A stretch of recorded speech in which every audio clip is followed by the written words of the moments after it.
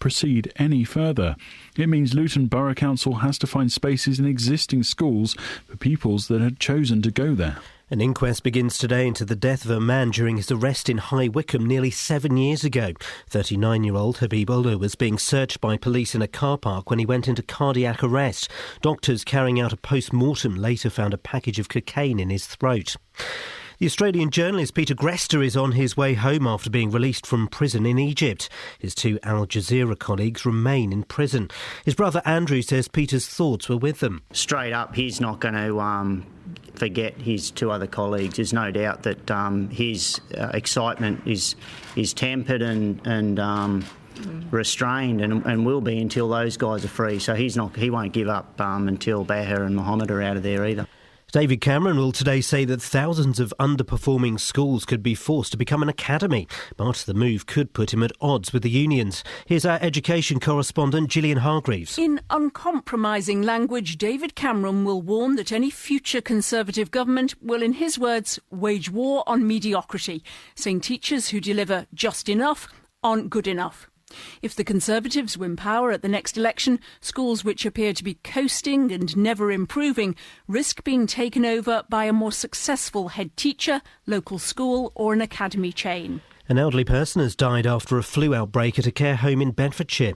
Relatives are being advised not to visit Mulberry Court Care Home in Luton. Ewan Duncan reports. There have been 11 confirmed cases of influenza among elderly residents at the Mulberry Court Care Home in Watermead Road. Public Health England said tests are being carried out to confirm whether 4 others have contracted flu. A PHE spokesperson said there have been 8 deaths at the care home, but 7 of these aren't related to flu. Only 1 is. In sport, it's transfer deadline day and Tottenham are now in the running to sign MK Dons midfielder Dele Alli. Luton Town could make further signings, having signed former Southend and Leeds winger Ryan Hall on Saturday. And the weather will be cold but staying dry with sunshine this morning, turning cloudy this afternoon. Top temperatures around 3 degrees Celsius, that's 37 degrees Fahrenheit. You can get the latest news and sport online at bbc.co.uk/3 counties. Across beds, hearts and bucks. This is BBC Three Counties Radio. That's not it. Hang on a minute. I am going to retire because I'm not going to sit here all night reading emails.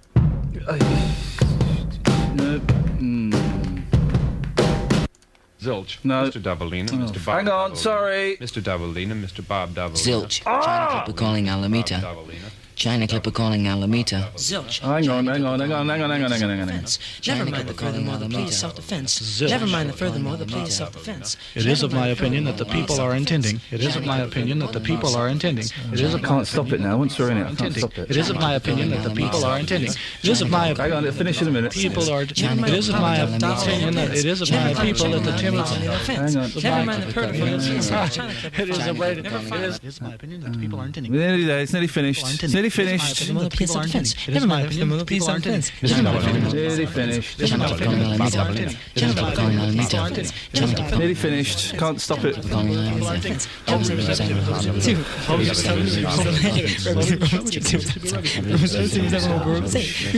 Nearly finished. Can't stop it when it's started.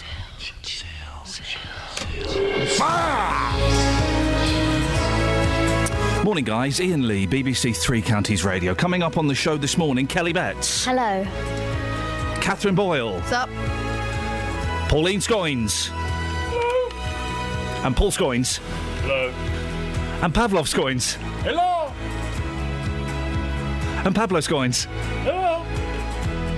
And Patel Scoynes. No.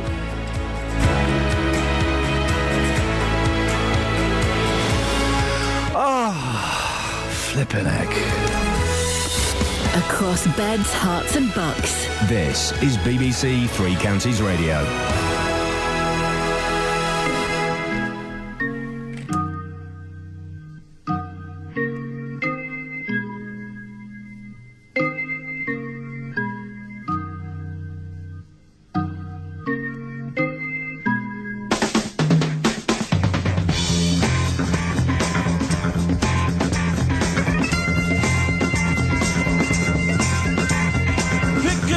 Economy Street, singing London.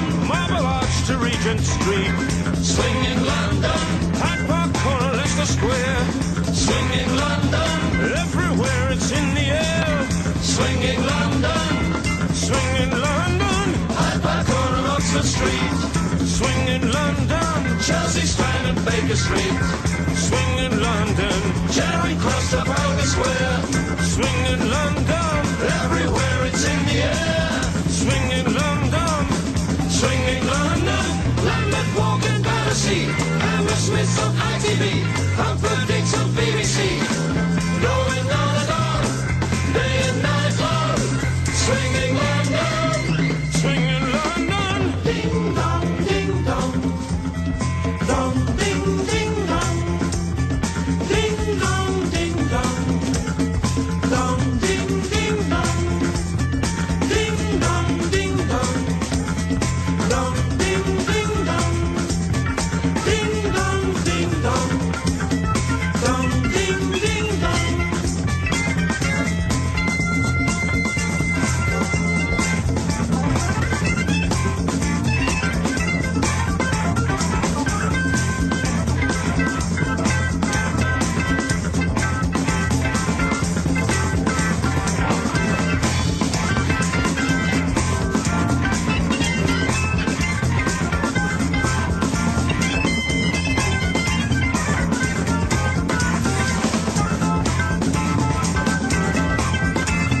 Action movies, theatre news.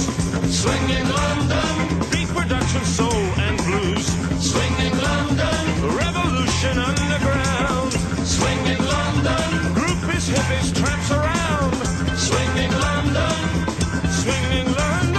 kings of fashion, Mary Quants. Swinging London, discotheques and restaurants. Swinging London, striptease joints, casino pubs. Swinging London, bingo halls and playboy clubs. Swinging London,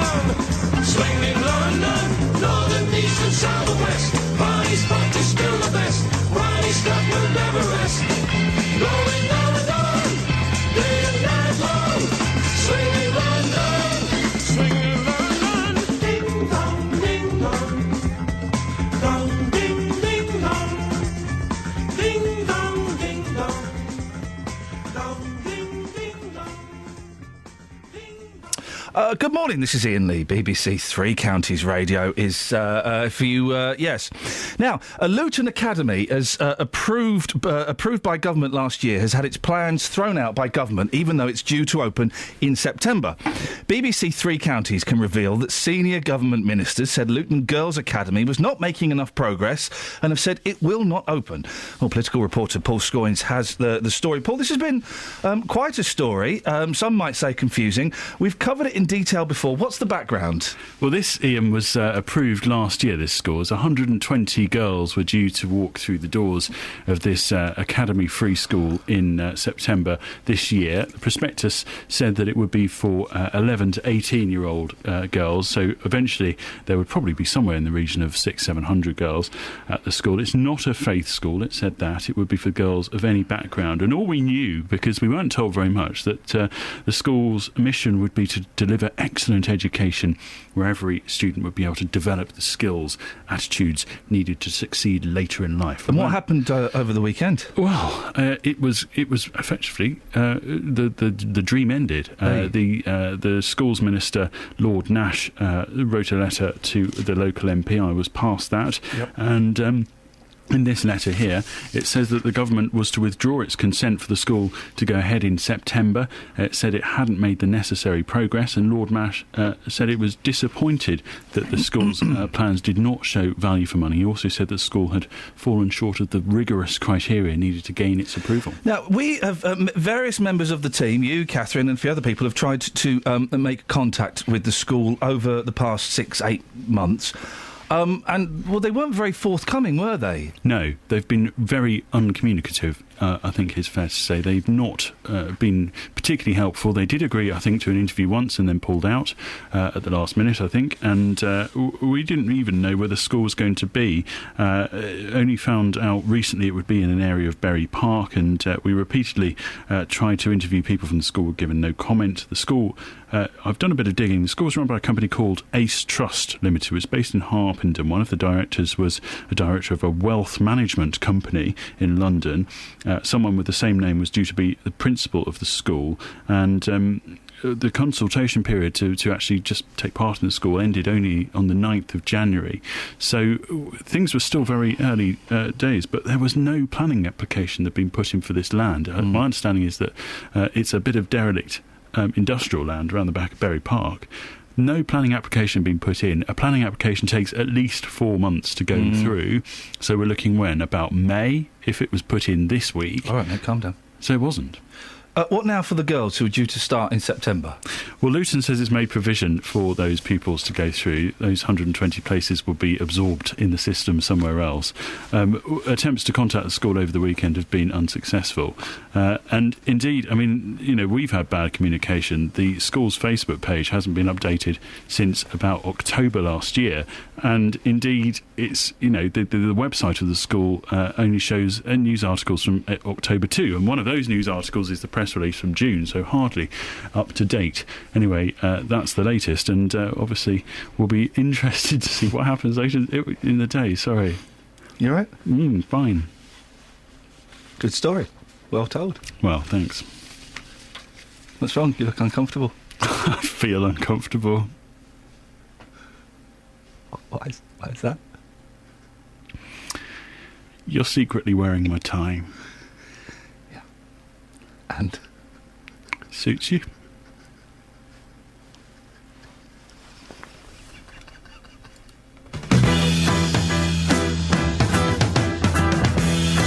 got a thing about you. I just can't live without you. I really want you, Eleanor, near me. Your looks intoxicate me. Even though your folks hate me, there's no one like you, Eleanor, really. Eleanor G, I think you're swell, and you really do me well. You're my pride and joy, etc. Eleanor, can I take the time to ask you to speak up? Tell me that you love me better. I really think you're groovy. Let's go out to a movie. What do you say now, Eleanor, can we? Filter the lights way down low. Maybe we won't watch the show. I think I love you, Eleanor, love me. Eleanor G, I think you're swell, and you really do me well. You're my pride and joy, etc. Eleanor, can I take the time to ask you to speak your mind? Tell me that you love me better. Eleanor G, I think you're swell. Eleanor G, I think you're swell.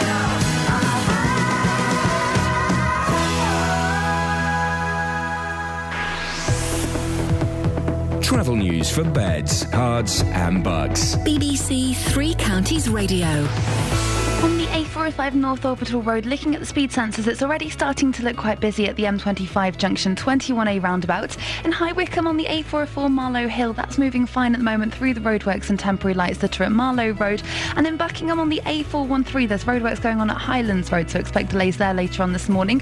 No reports of any delays on the train so far, but on the London Underground, the Metropolitan line has minor delays from Wembley Park to Aldgate because of emergency engineering works. Samantha Bruff, BBC Three Counties Radio. 6:15, it's Monday, the 2nd of February. I'm Iain Lee. These are your headlines on BBC Three Counties Radio. Plans to open a girls' academy in Luton have been blocked by the Department for Education. An inquest begins today into the death of a man during his arrest in High Wycombe in 2008. And on transfer deadline day, Tottenham have joined the running to sign MK Dons midfielder Dele Alli. BBC Three Counties Radio.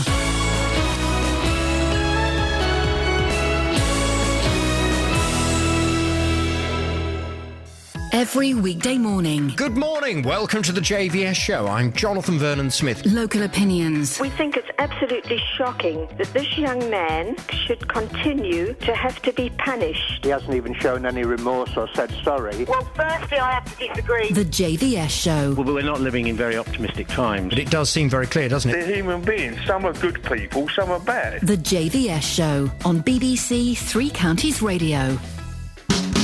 Never did too well at school, but I learned all I need to know. Like how to change a tyre and clean myself from head to toe. But some knowledge has eluded me, and one puzzle still remains. What on earth is the mystery of Aberslane Fire Brigade? Did all the helmets go missing one day, or did a dog get stuck up a tree? Did a ghost one night go down their pole? Pray tell, because it's torturing me. Tell us the secret, let the cat out of the bag, because the puzzle still remains. What on earth is the mystery of Aberslane Fire? Aberslane Fire, Aberslane Fire Brigade.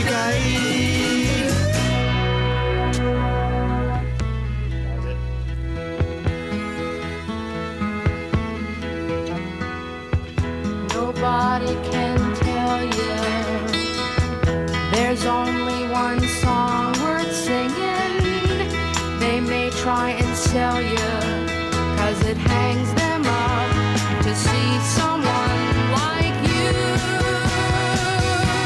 But you've gotta make your own kind of music, sing your own special song, make your own kind of music, even if nobody else sings along.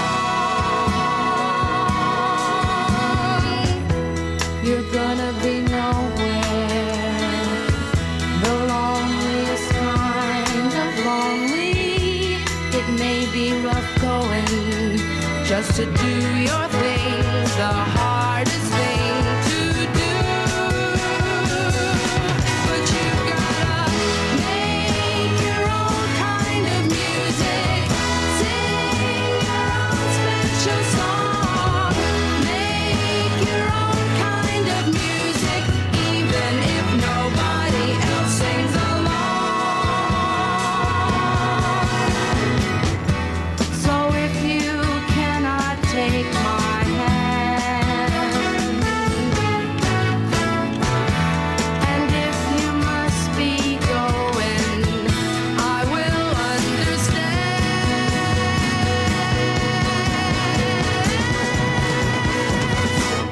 You gotta make your own kind of music, sing your own special song, make your own kind of music, even if nobody else sings along. You gotta make your own kind of music, sing. Someone who enjoyed her highs, legal or otherwise, Mama Cass. What a sad, sad story. What a great, great voice. But last year, Milton Keynes police cracked down not on Mama Cass, but on legal highs after we told them they were being sold openly at the area's market. Well, back then it was a trading standards issue. Now it seems the government is drafting legislation to ban their sale and distribution. I'm confused by this. I have questions, and Catherine, I'm hoping, has got the answers. For those who don't know, what are legal highs? Well, they're substances which produce similar effects to illegal drugs such as cocaine and ecstasy. They fall into the three main categories: stimulants, sedatives or hallucinogens. They're not supposed to be sold for human consumption, but they're often marketed, or on the label it will suggest that they're bath salts or plant food to get around the law. But they've got catchy names to appeal to young people, more young people than gardeners, has to be said. Meow Meow, Bliss, Clockwork Orange or Mary Jane, to name but a few. Benzo Fury, I believe, is another one. Is that another one? Yeah, there's lots of them floating around. These new substances aren't yet controlled under the Misuse of Drugs Act, and there's limited research as to what's actually in them and what the effects might be. We first became aware that legal highs were being sold openly openly at Milton Keynes Market after, a local bloke got in touch with the show, didn't he? That's right. He told us how his stepdaughter was hospitalised after smoking what she thought was wacky-backy. It turned out to be not cannabis. It led to an investigation. Wacky-backy, all right, Mum. Yeah, and it was found that a stall at Milton Keynes Market was selling these things quite openly. We told the police about this, and the stall eventually ceased trading, although if you remember, there was a bit of backwards and forwards as to who was responsible for shutting them down, whether it was a trading standards thing. The Conservative MP Iain Stewart also raised the issue in Parliament because he was concerned about the easy access youngsters had to this stuff. Elsewhere, we found that legal highs were being sold openly at Luton Market, and this stall holder admitted to us that he'd stocked the dodgy stuff in the past. They seem to be getting stronger, and you've got to keep up with the chemicals that they keep mixing, whereas I thought they was herbs, but they're not, so I don't want the responsibility of them. I have stocked salvia in the past, but I haven't got it now. Salvia is a plant extract from the mint family, 100% legal. As far as I believe, it's got no chemicals in it. These legal highs have been linked to many deaths, haven't they? Well, yeah, apparently 60 deaths in the UK were linked to legal highs in 2013, and that was up from 52 the previous year, double the number in 2011.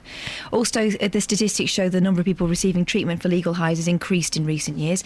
And Richard Smith told us about the impact this stuff has had on his own son. My son started the way most youngsters do, experimenting with cannabis. He took several other drugs over the years as he grew into his teenage years, and eventually found legal highs, which are widely available throughout the country, on the internet, through shops, on market stalls. But what he found was the effect of them was way more severe than anything he'd ever taken before, causing extreme paranoia, anxiety, mood swings, and he very soon found himself in trouble and having to polyuse drugs, that is, take uppers and downers to cope with the very extreme effects that legal highs cause. So I'm confused. What is the government proposing exactly? Because if they're legal highs, well, then they're legal. They're going to make legal highs illegal? Well, exactly. Ministers have previously struggled to outlaw the chemicals, but have banned 350 legal highs, making them illegal highs since 2010. But the thing is, when you ban one legal high, well, then the Chinese, or whoever it is who manufacture these, just changes the chemicals slightly, so it's a different thing, so that's outside the guidelines. Exactly. So every time there's a ban on one chemical, they're chasing their tails on this one. What's different, though, is that this time there would be a blanket ban on legal highs. How can you... I don't know what that means. Exactly. Because coffee is a legal high, man. What? So they would ban everything that gives you an hallucinogenic experience? Or an upper or a downer, by the looks of it. Blimey. Okay. Richard Smith, who we're going to be speaking to again and live in an hour's time, says it's going to be difficult to police. They're presented cosmetically like sweetie packets, so very young people can buy them from shops and market stalls. So an outright ban is very good for those people, but I really think it's going to be very difficult to police because the internet is probably the biggest provider of these things. I don't see how that can be policed. I think a lot of effort is going to have to be put into education. And I guess we're going to be speaking to Richard later on in the programme, won't we? Yeah, like I said. Oh, well.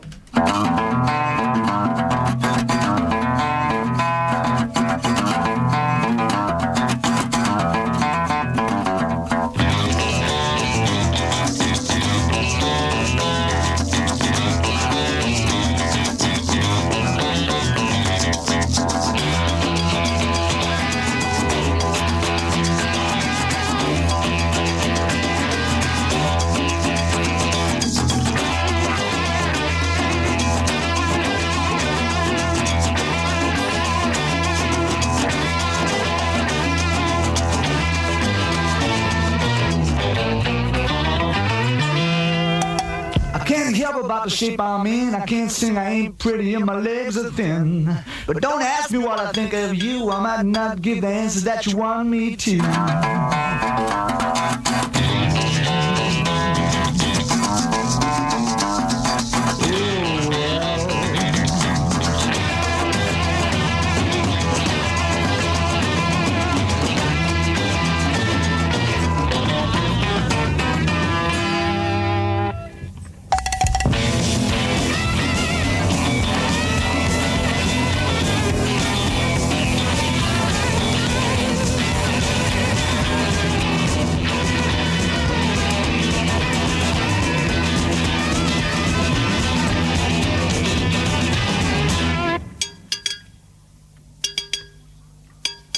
Now when I talked to God, I knew he'd understand. He said, stick by me and I'll be your guiding hand. But don't ask me what I think of you. I might not give the answer that you want me to.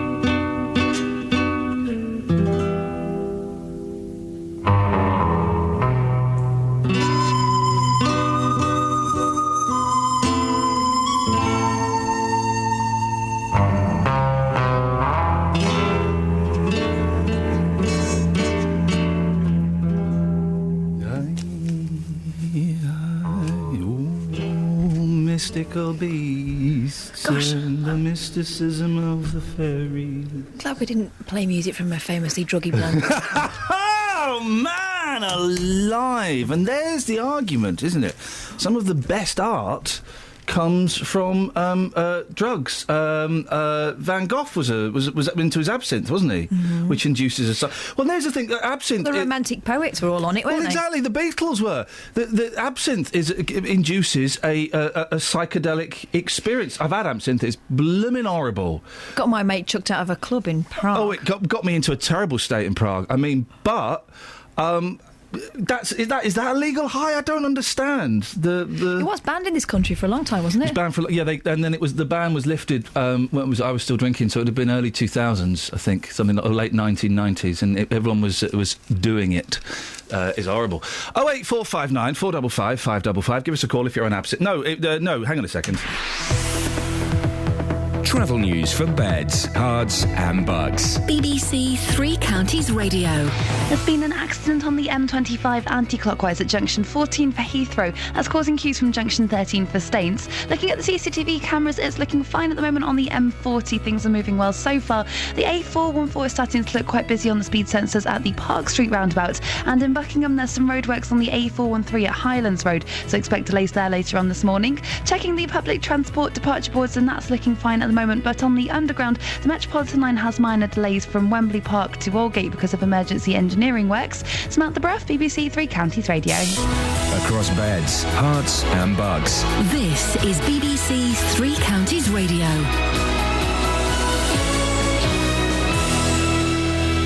It's 6:30. I'm Lee Agnew. The headlines. Plans to open a girls' academy in Luton have been blocked by the Department for Education. The free school, which would eventually teach 800 pupils, was due to open this September. An inquest begins today into the death of a man during his arrest in High Wycombe nearly 7 years ago. 39-year-old Habib Ullah was being searched by police in a car park when he went into cardiac arrest. The Australian journalist Peter Grester is on his way home after being released from prison in Egypt. He's been released after more than a year in jail, although his two Al Jazeera colleagues remain in prison. The weather will be cold but staying dry with sunshine this morning, turning cloudy this afternoon. Top temperatures around 3 degrees Celsius. That's 37 degrees Fahrenheit. Three Counties Sports. BBC Three Counties Radio. It's transfer deadline day and Tottenham are now in the running to sign MK Dons midfielder Dele Alli. It was expected he'd move to Newcastle for around £4 million. Elsewhere, Watford are hoping to sign a defender and a midfielder. Wycombe Wanderers want to keep hold of goalkeeper Matt Ingram and may add a striker to their squad. Luton Town have signed Ryan Hall on an 18-month contract after his release from Rotherham United. The 27-year-old previously played for Hatters boss John Still at Dagenham. Luton's first-team coach Hakan Haretin hopes the former MK Dons winger will make a significant contribution to the club. He has the ability to make things happen. He's got good feet, good pace. He can run at people.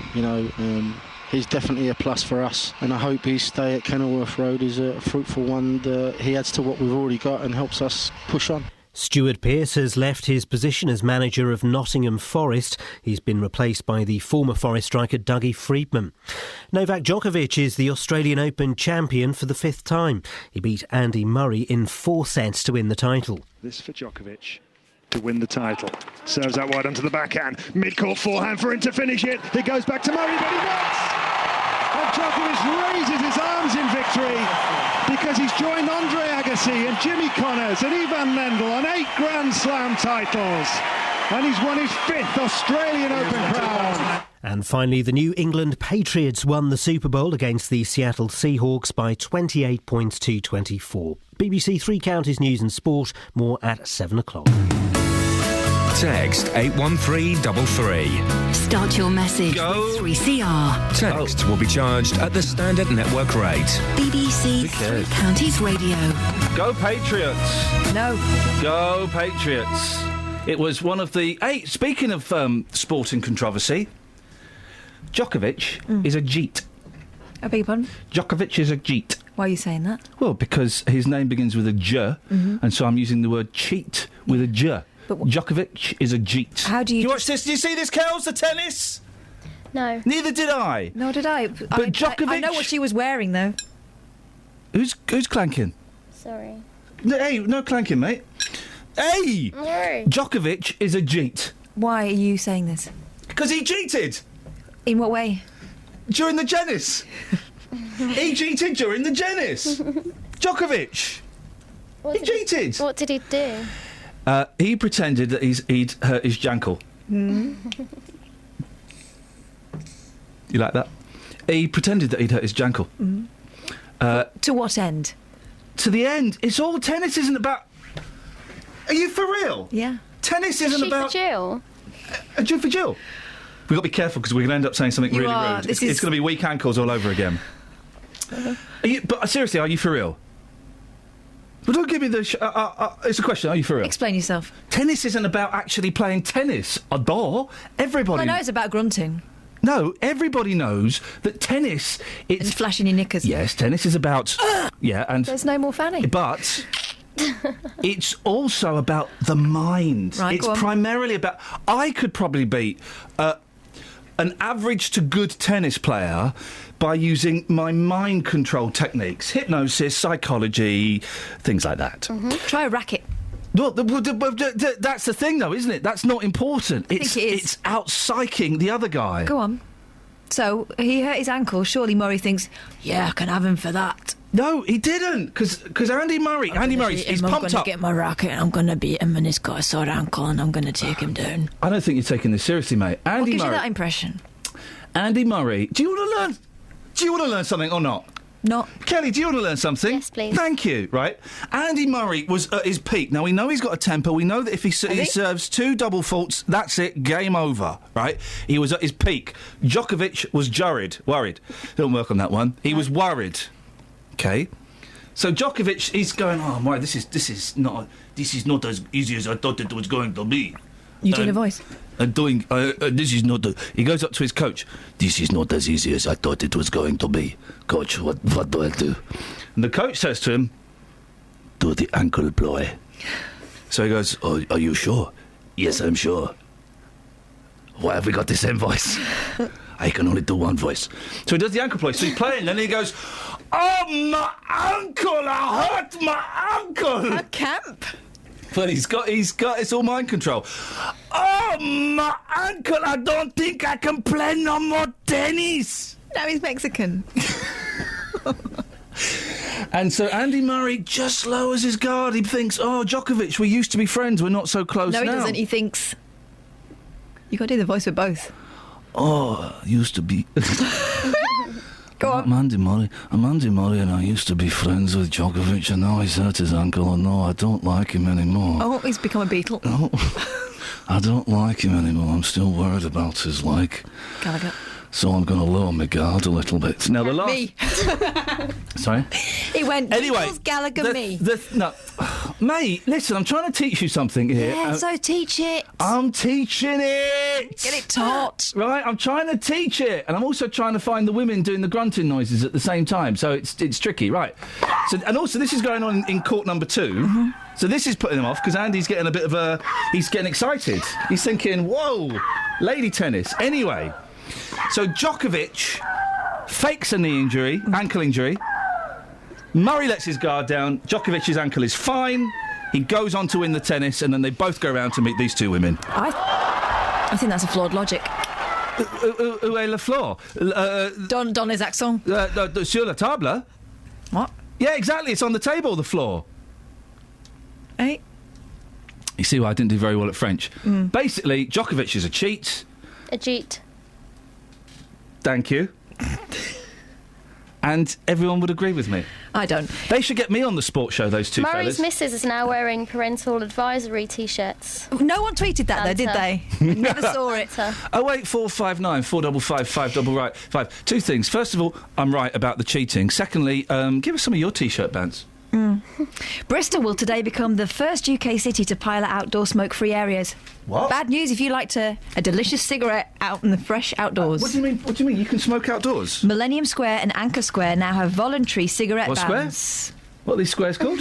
Millennium and Anchor. Okay. As in, you know, the heavy thing. I know what it means. Not Paul. Although it should be. They now have voluntary cigarette bans after a poll found that 61% of locals were in favour of the idea. Yeah, probably because they don't smoke. I'd love a fag right now. Would you? I would actually, yeah. Do you know what? I could... A nice little rolly, Golden Virginia rolly, little roach in the end, tap, tap, tap, tap, tap, tap. Yeah, you'd get a little sticky bit at the back. New York, Tirana and Hong Kong already have similar bans. Tirana? Yeah. In key locations.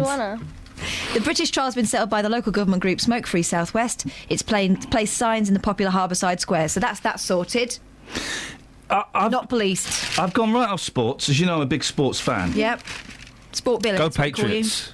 Because I have got a sack that you can pull loads of things out, haven't I? That was his gimmick, wasn't it? He had a sack. He had a magic sack. I remember Holdall.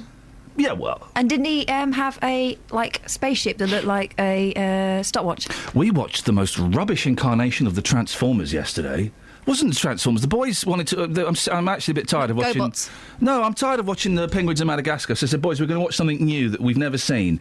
And we found this thing. It's called, Transformers Help Bots. And it's... Anyway, rubbish. That's no fighting, surely. There's no fight. They were helping. It's a game... This is from the Telegraph, and this makes me want to puke. It's a game that's been played in Britain since Tudor times, and more recently by the Duchess of Cambridge and Jessie J, the singer. What do they play? Well, now it's feared that the future of rounders is under threat. What? Following a decision by the government to remove it from the GCSE curriculum. It was in the curriculum? Rounders is in the flipping curriculum. Can you believe that? This is nuts. Critics have called the move sexist. Oh, forget it. Where is... there's... there we go. Rounders is played by 7 million boys and girls in more than 80% of secondary schools in Britain. And it's one of the most popular choices of the 100,000 teenagers who take the physical education GCSE each year. I bet. It's a DOS. You sit on the field. What? There we go. However, the Department for Education has now removed it from the list of activities in which pupils can be judged in the exam. Exam? There is a Rounders exam. How do they judge that? Because Rounders was the only sport I liked. Mostly cause, right? Yeah. I was rubbish at it, but I was daring because I thought if I get out, I get to sit for longer. Yeah. Well, would you get penalised for that, or would you get bonus points for that? Should be genius. Can you believe, Matthew, that you can sit an exam in a... Well, not sit it. You can stand and hit and run an exam in Rounders. Matthew. Good morning. Good morning, Matthew. Do you know, you're the greatest bloke on earth, but sometimes you talk a lot of crap. Sometimes. Well, most of the time. Exactly. Calm down. You said you played Fleetwood Mac this morning. Well. Calm down. And you were on about people on drugs. Yes, Matt. Thing. I think maybe so you should right. start doing some drugs. No. You know who was the lead singer in Fleetwood Mac on that record? Did you know who the lead singer was? Calm down. No. Do you know who the lead singer was? Yes, I do. The greatest drug man ever. The greatest drug man ever? Sounds like he had a sash. Peter Green. Calm down. Calm down. Hey, Matty Bum Bum. Calm down. Sweet sugar dumpling. Calm down. Hey, fatty boom boom. Calm down. Let me tell you something. Calm down. No, not because you're so big and fat. Don't believe I'm afraid of that. Self-praise is no recommendation. I'm looking from creation. Hey, Matty Bum Bum, calm down. Sweet sugar dumpling, calm down. Hey, Matty Bum Bum, calm down. Let me tell you something, calm down. With a look like mouse on a $1 bread, I wouldn't stop trying till I drop down dead. Never let your big size fool you. The cooler day of the cool you. Calm down. Calm down. Calm down.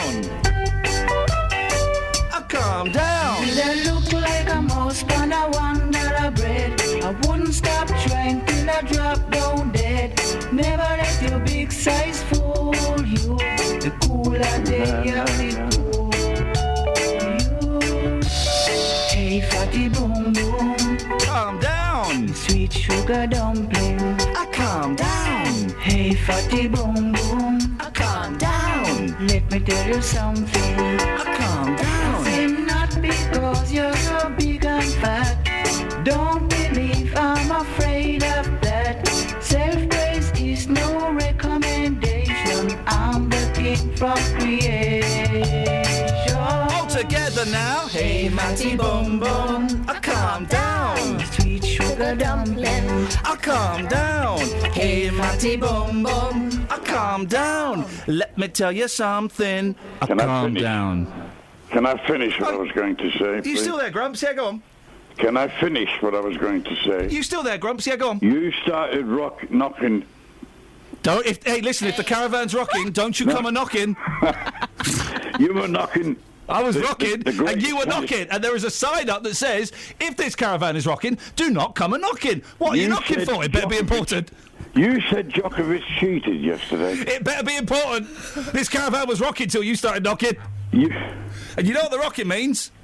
You said... It means don't come knocking, and it's exactly what you've done. Who's knocking? Matt's knocking, and I'm rocking in my caravan. Admittedly, I'm on my own. Can I finish, please?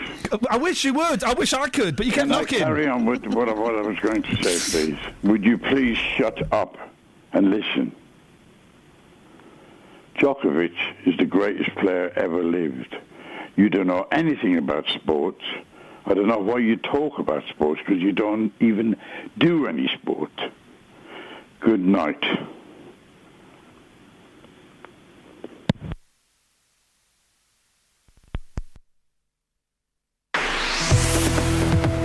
Travel news for beds, cards and bugs. BBC Three Counties Radio. On the M1 southbound, it's starting to look very busy on the speed sensors between junction 11 for Dunstable Road and 9 for Redbourne. The M25 anti-clockwise also looking quite slow now around junction 20 for Kings Langley and 16 for the M40. On the A414 at Park Street, that's looking very busy around the North Orbital Road at Park Street roundabout. And then backing on the A413, it's all moving fine through the roadworks at Highlands Road, but expect delays there later on. So reports of any problems on the departure boards, but on the Metropolitan line there are minor delays from Wembley Park to Aldgate because of engineering works. I'm Samantha Breff, BBC Three Counties Radio. Oh, Samantha! Hello? Yeah, do you know what? I'm reminded. I was having an argument with a plum on Facebook. Okay. Mum. Yeah. Well, Okay. a gentleman. I was having an argument with a gentleman on Facebook, and what I like to do is not everybody goes to the posts to page on the BBC Three Counties Facebook page, right? Right. I do. Did you see this the other day? No. Right. Hang on. So BBC. I never go on there. BBC Facebook.com/BBC3CR. Paul Carter has got a picture of a Lego Star Wars man. Hi there. Is there any chance you can put up a picture of Samantha Braff? I think she sounds rather nice on the radio. Now, Sammy, I've come to your defence. I've steamed in there and I've put no. He's replied. That's nice of you. Yeah, I'm defending you. And he's replied, fine, just wondering. Hang on, this is a man who's got Facebook. Has he not got Google? Well, if he's going to Google Samantha Braff, he's going to be... How did he spell it? So S-A-M... Okay. Sorry? The second part. B... Are you writing this down? What? Have you got a pen and paper? I know how to spell my name. Why are you asking me then? He doesn't. He's going lucky dip, Google image. He's going B... He could find some interesting people. Do you want to write this down? What? Okay. You got pen and paper? I have. B... Right. R... B-R, you got that? Uh-huh. A... You got that? Yeah. Okay, well, little... She's writing neat. F... Yep. F... Yep. Maybe I'm just trying to sound like a southerner too much. Yeah, I think that might be it. Please, come on. Samantha is a talented broadcaster. Please don't ask for mucky pics of the women that work here. Oh, I don't know whether they're asking for mucky. Trust me, I've tried to get them. They're locked in a safe. The pigs, not the women. That'd be weird. 6:47, it's BBC Three Counties Radio. These are your headlines on Monday the 2nd of February. Plans to open a girls' academy in Luton have been blocked by the Department for Education. An inquest begins today into the death of a man during his arrest in High Wycombe. And Tottenham are now among the clubs trying to sign MK Dons midfielder Dele Alli. Let's get the weather. Here's Kate. Beds, Herts and Bucks weather. BBC Three Counties Radio. Good morning. It's a bitterly cold start out there this morning with temperatures well spread into minus figures. In fact, places like just outside of High Wycombe down at -5, so really cold start. Got some icy stretches on untreated roads and surfaces and also widespread frost. But the good news about today perhaps is that it should be bright and sunny. There's a bit of high clouds, so it could be hazy from time to time, but some sunshine nonetheless. It's not going to have any effect on the temperature though. We're looking at a maximum a measly 3 or 4 Celsius throughout the afternoon. Now overnight the cloud is going to increase, going to sink south, and with it we could see 1 or 2 snow showers. Probably not going to amount to too much. We could see 1 or 2. Minimum temperature down to -2, so a bitterly cold start to Tuesday. Again, a widespread frost, some wintry showers around, some bright spells, and the temperature tomorrow maximum of around 5 Celsius. And that's your forecast.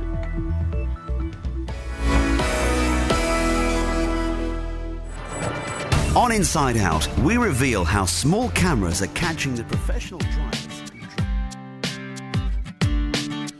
I always do what I gotta do, yeah. Every day like a deja vu. Monday, it's no fun. Always something that's gotta be done. Can't you see I just wanna feel young again. So give me that one day. Well, if you wanna say, hey, take a shot. 1, 2, 3, 4, line them up. Well, it's alright on a Friday night. You don't wanna go home, no. It's not too late to rock and roll. No, it's alright. You can have a little fun on a Friday night. Have a little fun on a Friday night. So hey, you tell me what you're drinking, and now I'll tell you what I'm thinking. Now, it wouldn't be wrong if we stayed here all night long. Forget about all your should do, have to's, leave until tomorrow. Well, if you wanna say, hey, take a shot. 1, 2, 3,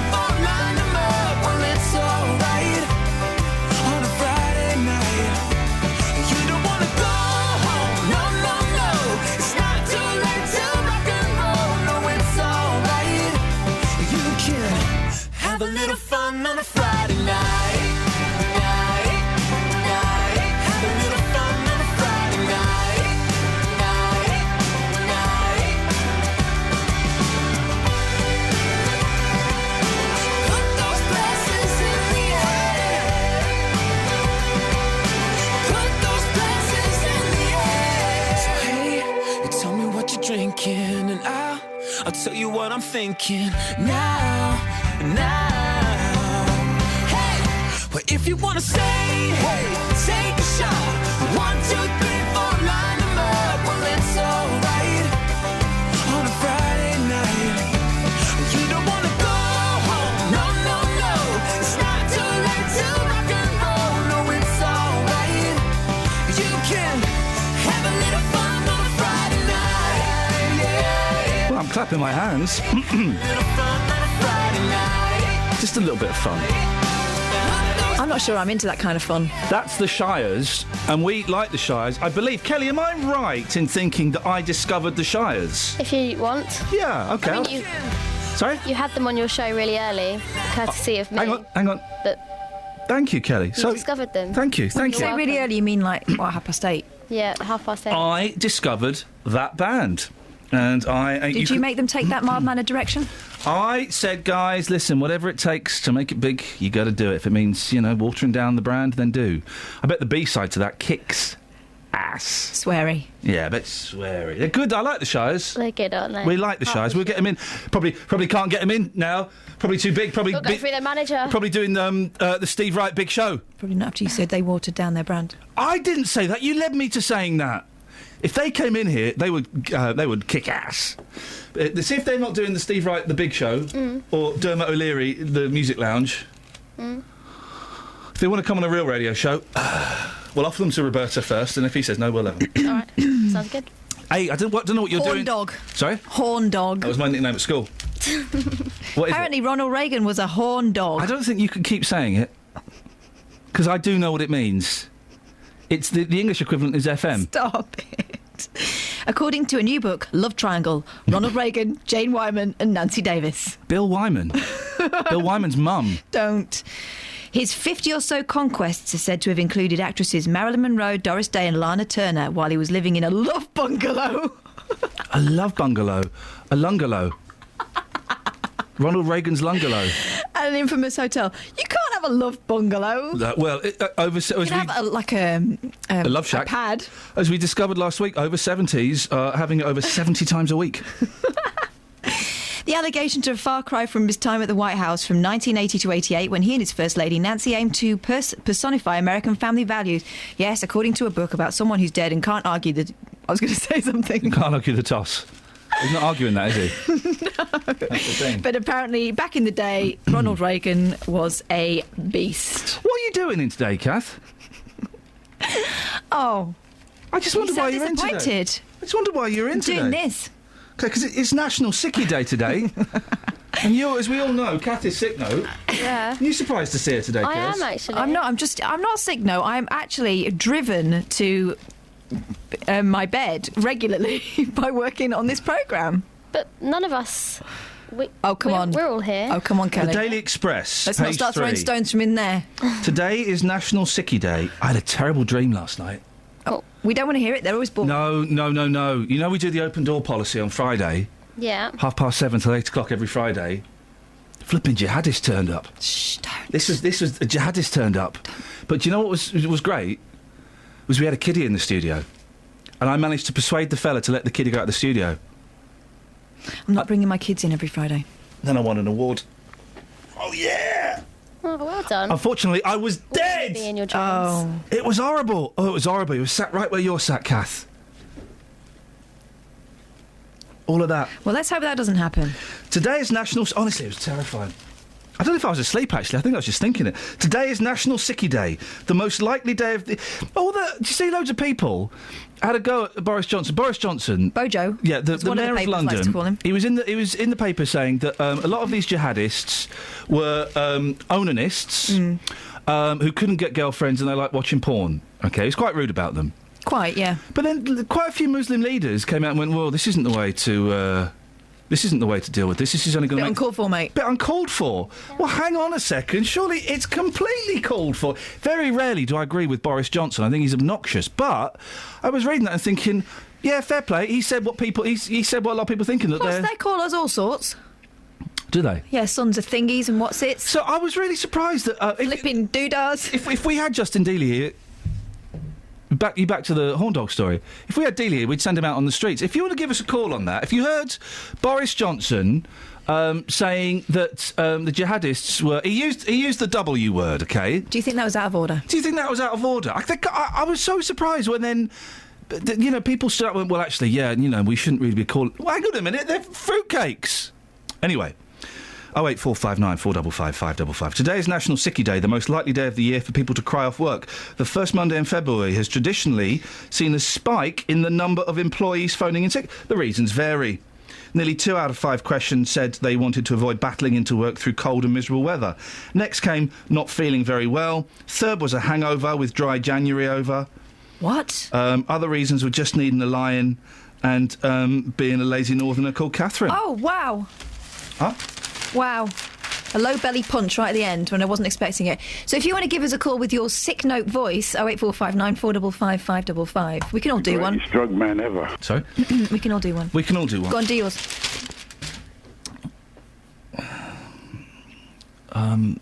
Yeah, listen, I'm just not feeling very well, and I was going to... I thought that was your sexy voice.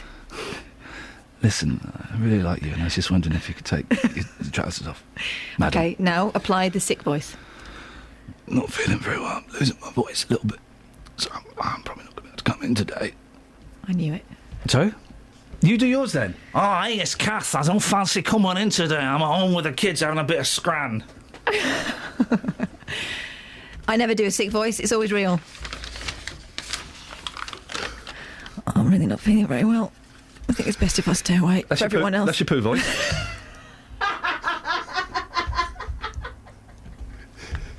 Give us your sick voice.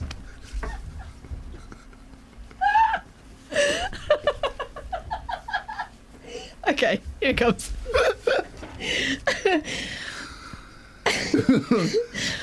I'm really not feeling very well. I think it's best if I stay off. The greatest drug man ever.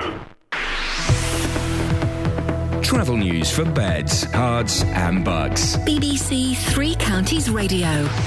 On the M40 towards London, Peter called to say that there's been a multi-vehicle accident around Junction 2 and that's causing long queues at stop-start on the approach around Junction 3 at High Wycombe East. On the M25 clockwise, there's been an accident at Junction 14 for Heathrow. That's causing delays from Junction 13 for Staines. And looking at the speed sensors on the A1M southbound, it's very slow around Junction 7 for Stevenage. In Hotcliffe, the A5 has been blocked in both directions between Woburn Road and Leighton Road because of a lorry that's broken down there at the traffic lights. And on the A1 southbound, that's looking quite slow on the speed sensors between the St Neots Junction and the Black Cat roundabout. No reports of any problems on the train so far. Samantha Breath, BBC Three Counties Radio. Thank you very much, Sammy Braff. Thank you, Catherine Boyle. I'll see you after the show. I'm not feeling very well. Do you need a poo? She cackles her way out of the studio, back to her cauldron where she makes up another witch's brew.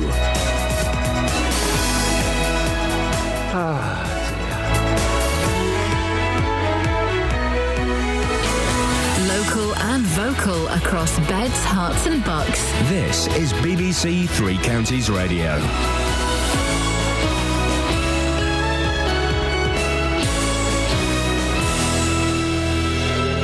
It's 7 o'clock. I'm Lee Agnew. The headlines: plans for a girls' academy in Luton are blocked. Inquest begins into death during arrest in High Wycombe, and a pensioner dies after a flu outbreak in Luton. BBC Three Counties Radio. Plans to open a girls' academy in Luton have been blocked by the Department for Education.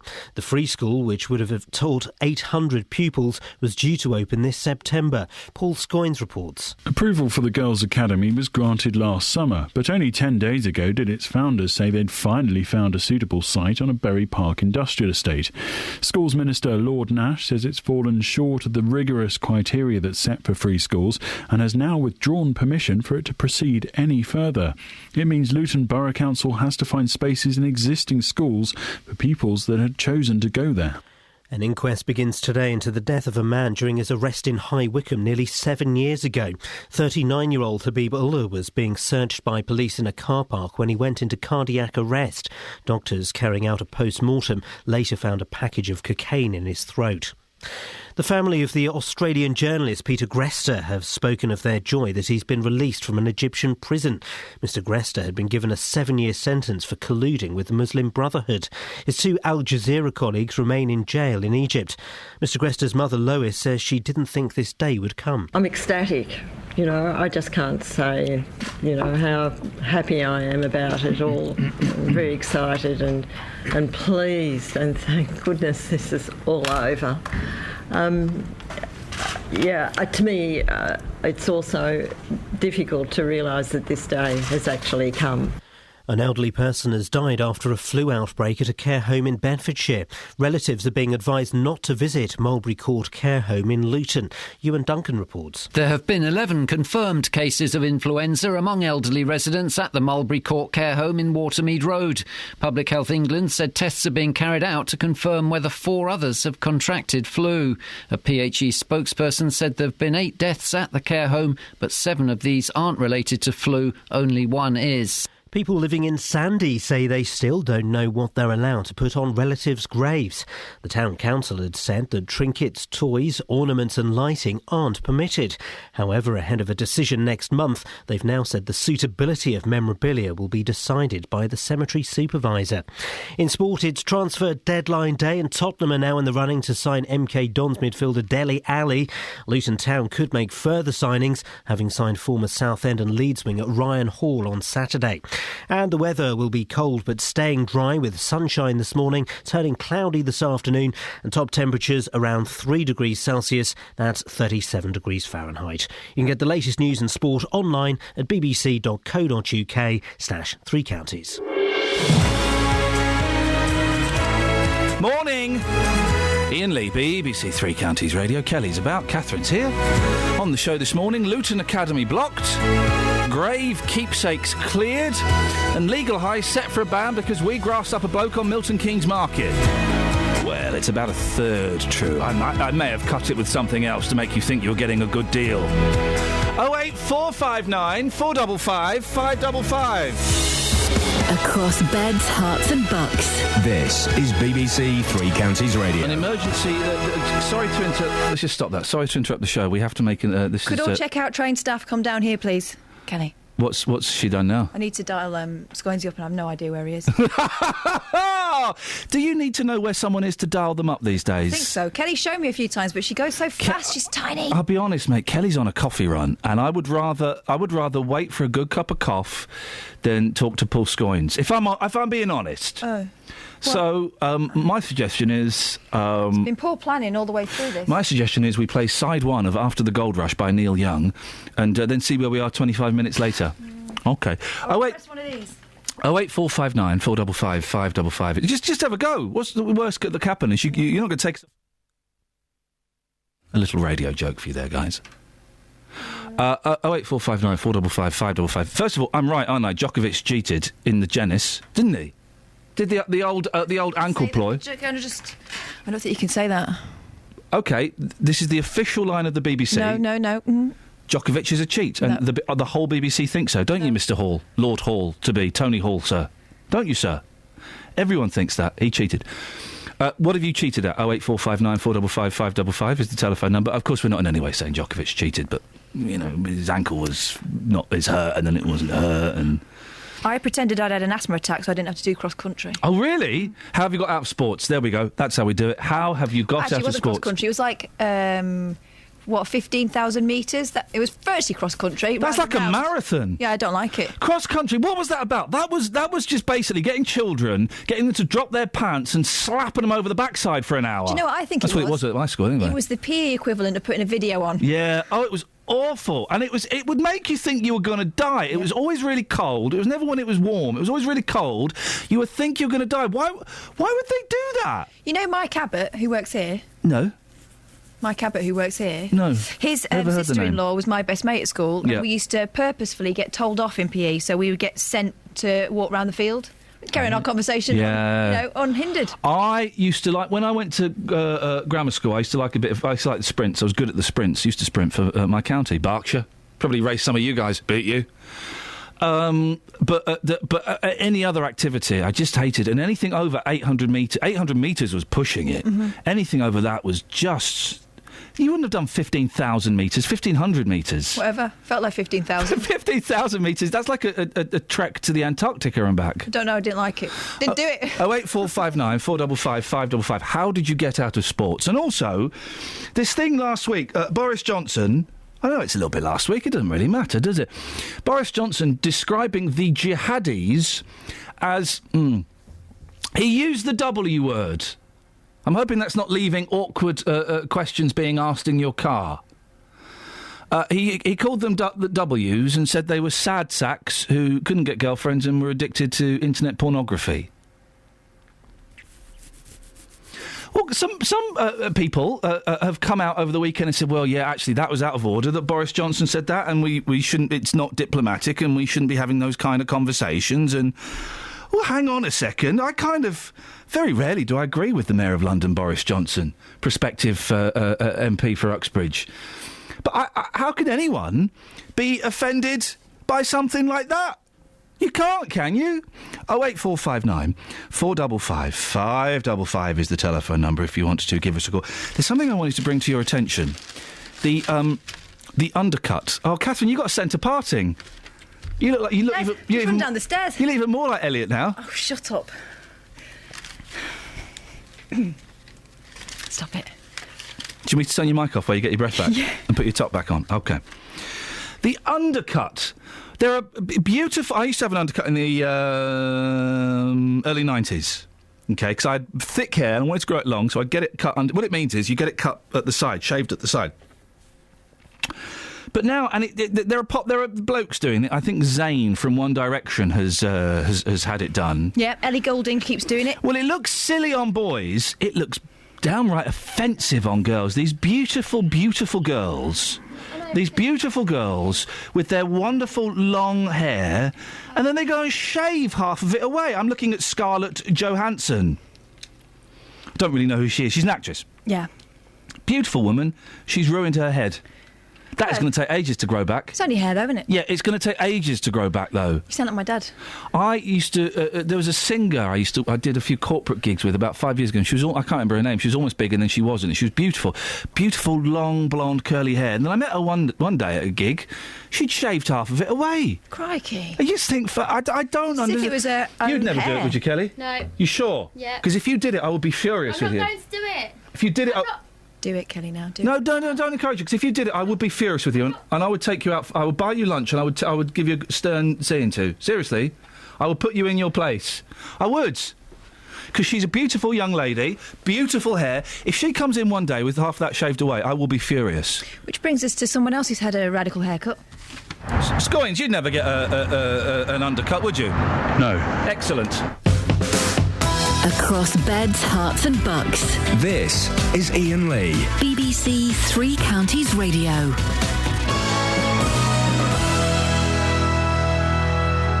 08459 455 555 is the telephone number. If you want to give us a call, then, of course, you're more than welcome to. Now, I was just introduced Paul Scoynes. Let's...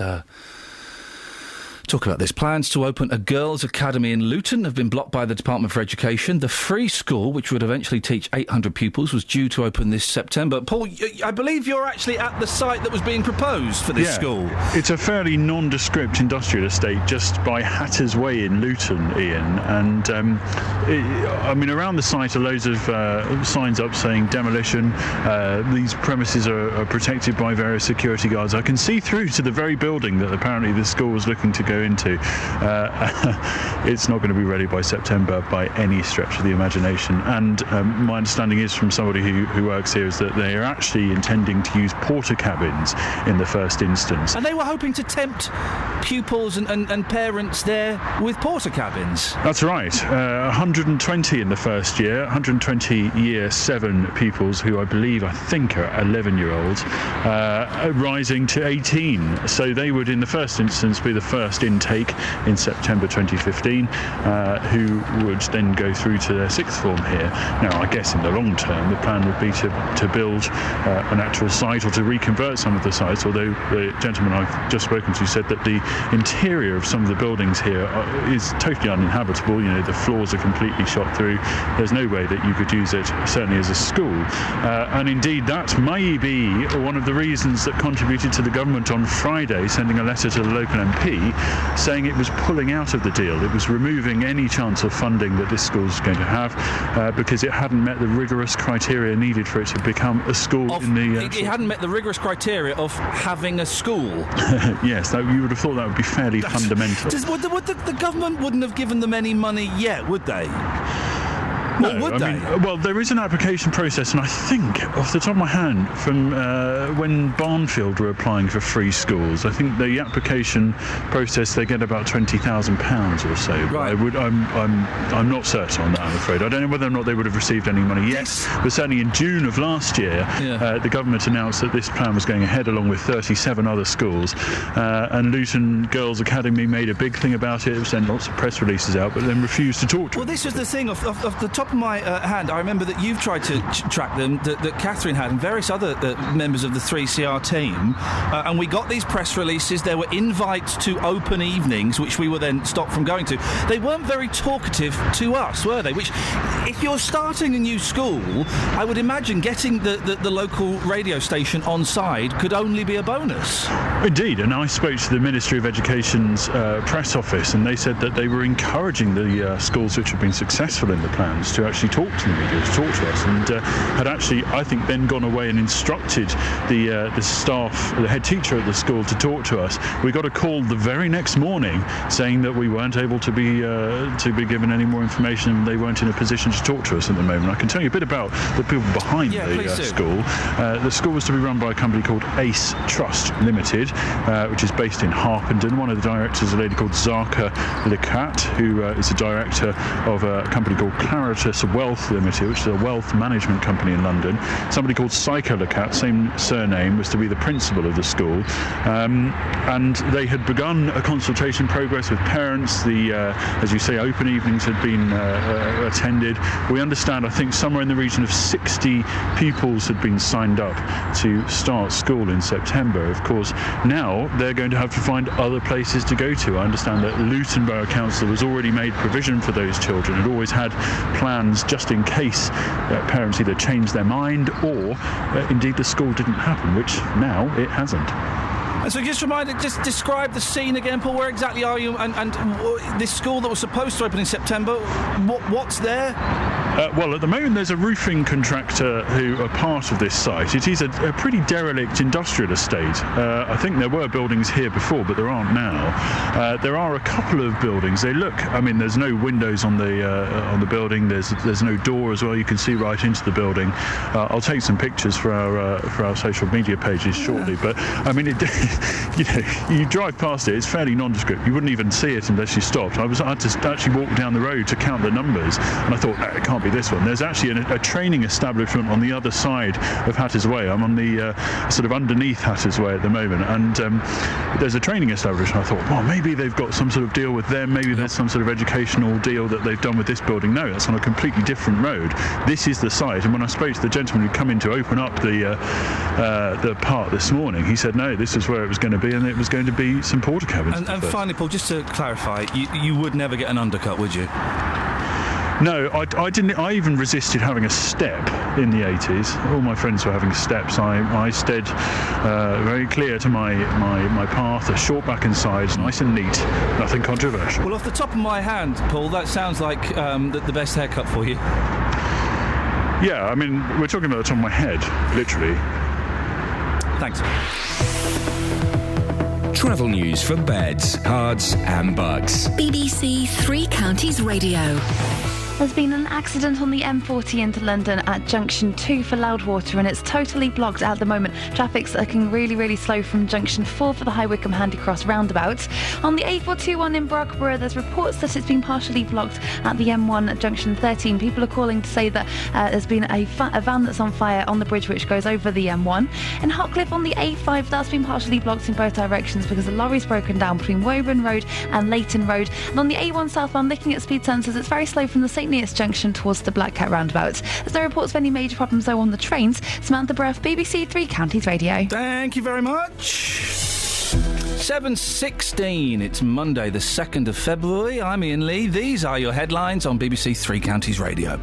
Plans to open a girls' academy in Luton have been blocked by the Department for Education. An inquest begins today into the death of a man during his arrest in High Wycombe. And Tottenham are now among the clubs trying to sign MK Dons midfielder Dele Alli. BBC Three Counties Radio.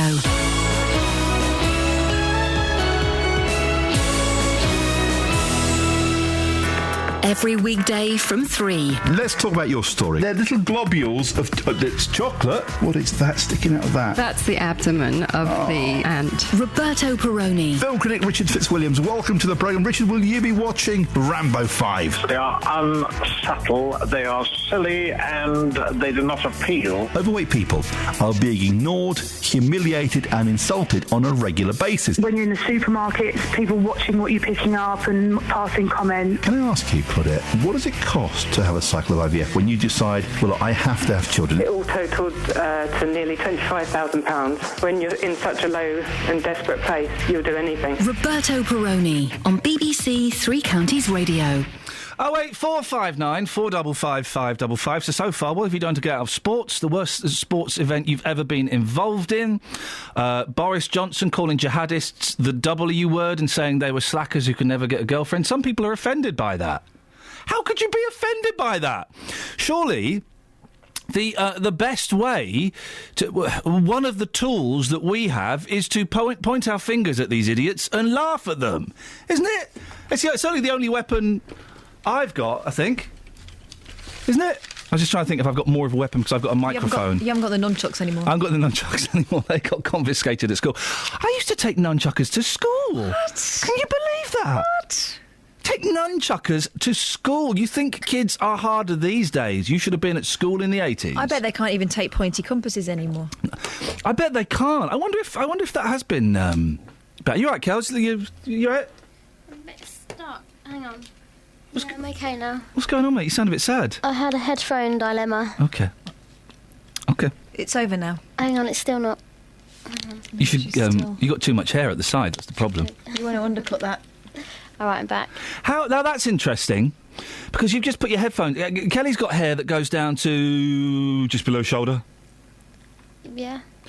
So it's long, covers your ears. Yeah. And what you've done is you've put your headphones over your hair.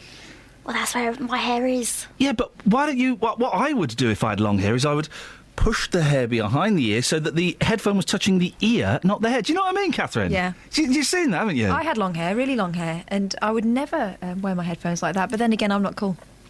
Well, okay. I've just put my headphones on, mate. I know, mate, but the way you've done it just shows a little lack of respect. She's stylish. The listener. Stylish Susan. I'm practical Patty. I thought you were Kelly and Catherine. During the week. OK, gosh, this is confusing, isn't it? Hey, last year we grassed up a bloke selling legal highs on Milton Keynes Market. We had people getting in touch saying they were outraged. Not that we grassed him up, but he was selling this stuff. Well, the police stepped in after we got in touch with Trading Standards. But it could be that they won't need to in the future. It's being reported that the government is drafting legislation to outlaw the sale and distribution of these legal highs. Something my next guest, Richard Smith, has been calling for some time. Good morning, Richard. Good morning, Iain. Why are you so interested in legal highs? Well, we were affected as a family by legal highs because our son unfortunately found his way to them and with dire consequences.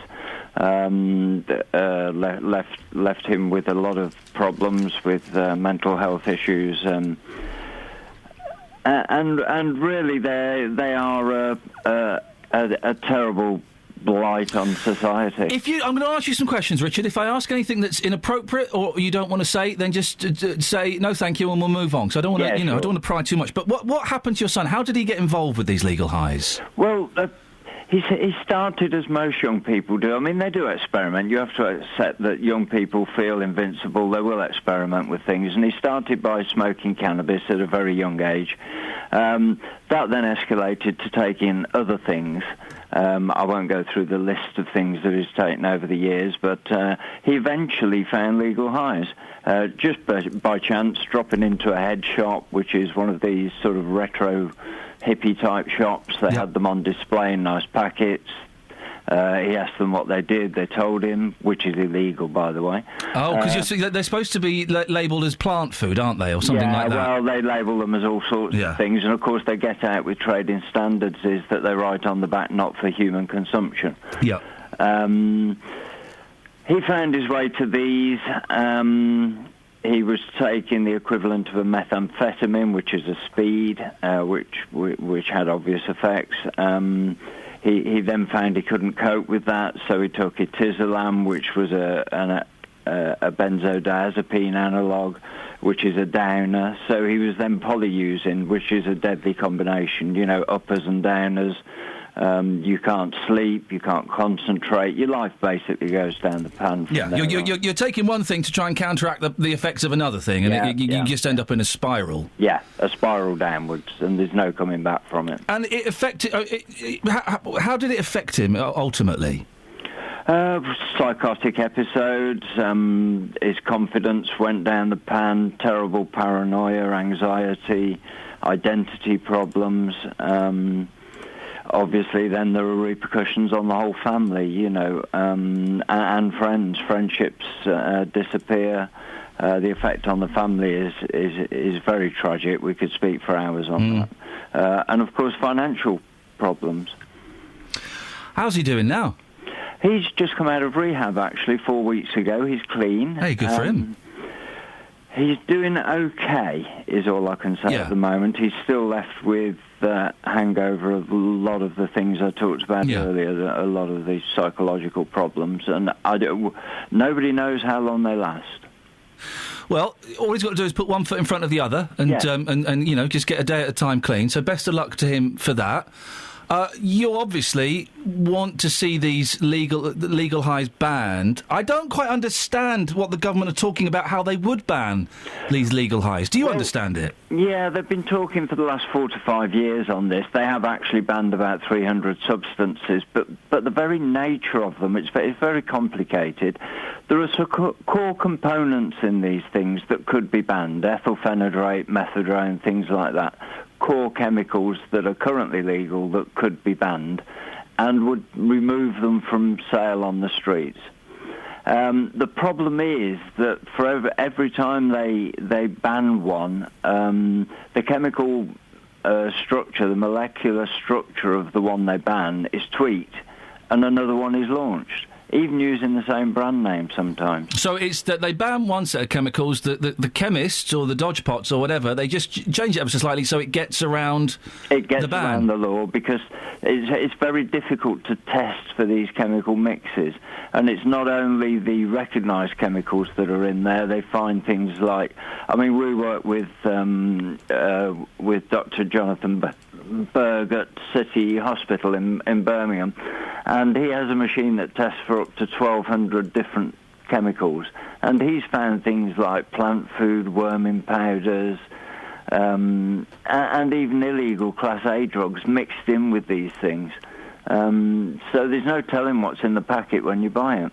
And no guidance on how to take it, obviously. The thing is, you're right, Paul. Listen, we're greatest respect. We're a couple of old farts, you and me, and we can tell our kids don't do this, don't do that. But I've got 2 young boys. I fully expect at some point for them to experiment with drugs, however much I educate them and point out the dangers of it. I kind of expect them to do, because you're right. Young people do think that they're invincible and that they've invented sex and drugs. So, I guess. How are you going to stop kids from doing it? Well, we set up as a result of our experience and the lack of the frontline treatment services available or the knowledge of them to help us in our dilemma. I set up a charity company called Savenco that was aimed at training frontline services in how to deal with these drugs. Yeah. From that, we've launched a campaign called Street Aware, which basically we're taking into schools, colleges, academies. It's aimed at young people. And it's education and harm reduction and information, advice and guidance. Now, there are things you can do. We've got to accept that some people will find these. The profit margins on them are so huge that if we ban them, make them illegal, they will just go underground anyway. And the other problem is, how do you stop them on the internet? The postman's probably the biggest deliverer of drugs in the country. So there are some certain key things that we teach, like having a buddy with you. If you are going to try these things, have someone with you who hasn't taken anything, so that if you do get into trouble, they can help. Keep the packet in your pocket, so that when you do turn up at A&E in problems, they can see what you've taken and take appropriate treatment. Do you know what, Richard? Well done. And that may sound patronising, but that sounds like proper, sensible advice. Because, you like you said, the kids are going to take these. So that sounds like a kind of a mature way of addressing the problem, instead of going in with the stern wagging of the finger saying, don't do this. Yes, don't say no doesn't work anymore, you know. Richard, listen, that's a really interesting idea you've got there, and I wish you the very best of luck with it. Richard Smith from Street Aware. I like that, because going in to schools and talking to kids and say, hey kids, don't do drugs because you're going to die. It doesn't work. Kids will still do drugs. Listen, kids, listen to me, I'm such an old man. Young people, people of all ages will still do drugs. I kind of... there'll be some people who'll be offended by Richard's attitude there, but saying, if you're going to do drugs, have a straight buddy with you who's not doing drugs, and keep the packet in your pocket, so if you do go to A&E, you can say, I've had this. Fun night for that guy, though. Well, yeah, I know. And is there ever a responsible way of taking drugs? Probably not. But it's different from going in and saying, don't do drugs, because you're going to end up an addict. And you lose them altogether. Yeah, I like that. It's interesting. I'd be keen to hear other people's thoughts, whether they think that's a bit namby-pamby or actually... What we've been doing so far hasn't worked. Hey, do you remember the ecstasy days when people started being advised to drink lots of water? I don't remember them. Oh, well, I do. I don't remember them. It's just a blur. No, yeah, they take lots of water. Yeah, and, you know, some people thought we shouldn't be giving advice like that and having chill-out rooms, etc. I quite like that. I quite like what Richard said there. We should get him back again at another point, because I could talk to him a bit longer. 08459 455 555. If you heard Richard's advice there, do you think it's sensible, or do you think in some ways it's a little bit dangerous? Right, BBC Three Counties Radio. Let's get the travel news now. Here's Sammy Braff. Travel news for beds, cards and bugs. BBC Three Counties Radio. The M40 is blocked in both directions now at Junction 3 for High Wycombe East because of an accident that's causing queues from Junction 4 for the High Wycombe Handycross roundabout southbound. On the M1 southbound, it's looking very busy around Junction 11 for Dunstable Road and Junction 9 for Redbourne, and the M25 anti-clockwise has queues between Junction 17 for Maple Cross and 16 for the M40. In Brogborough on the A421, there was a vehicle on fire earlier between the M1 Junction 13 at Bedford, but that's now cleared out of the way and things are moving fine past that stretch. But in Hotcliffe on the A5, that's partially blocked in both directions between Woburn Road and Leighton Road because the lorry's broken down. Samantha Bruff, BBC Three Counties Radio. Sammy, what's going on? What's going on? It sounds like you're transmitting from a lunar module and you're going through a meteor storm. I'm on the moon. That would explain. I'm doing your travel news from the moon. That would explain it. Across beds, hearts and bugs. This is BBC Three Counties Radio.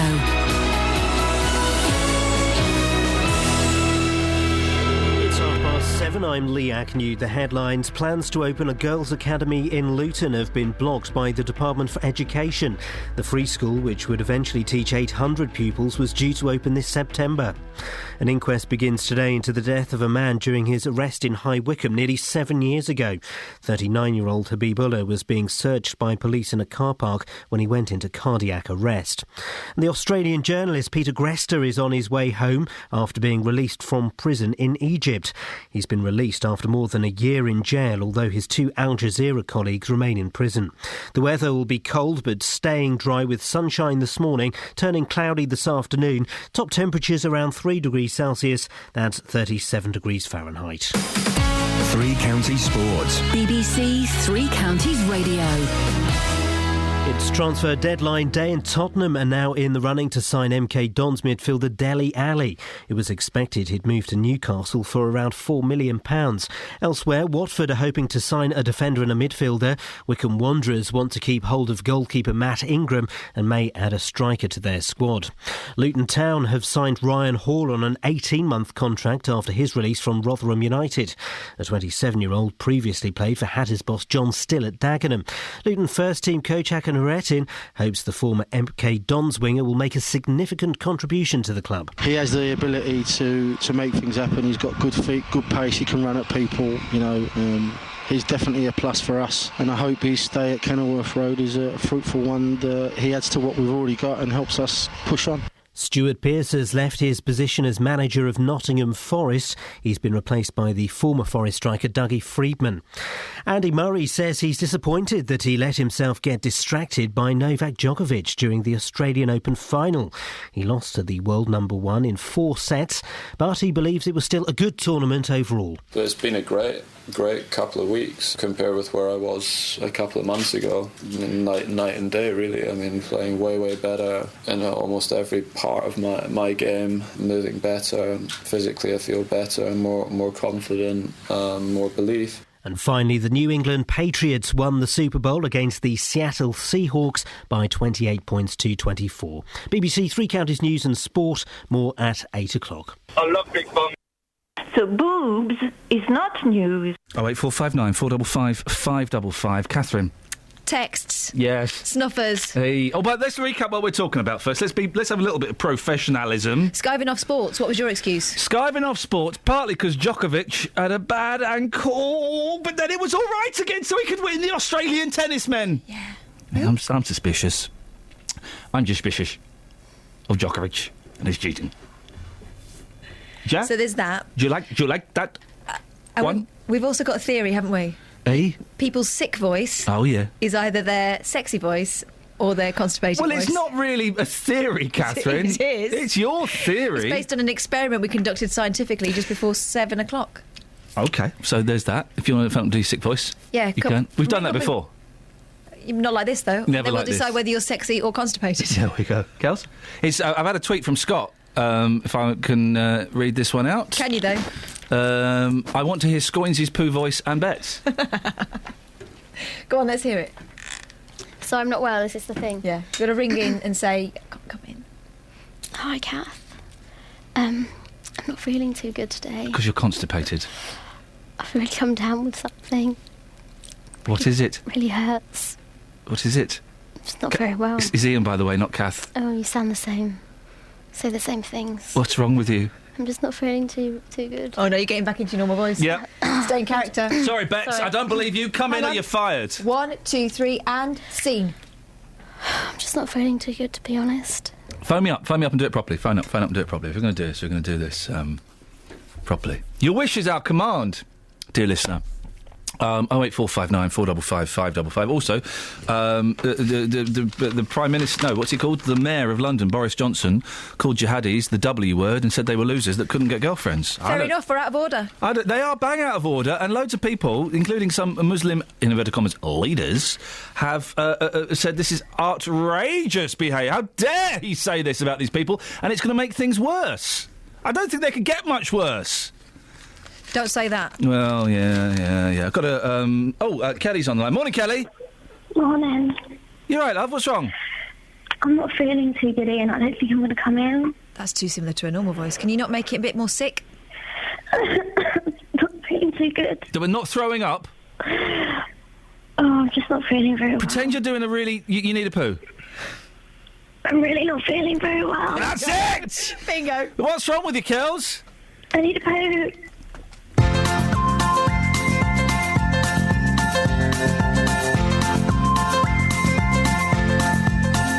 There's a voice that keeps on calling me down the road. It's where I'll always be.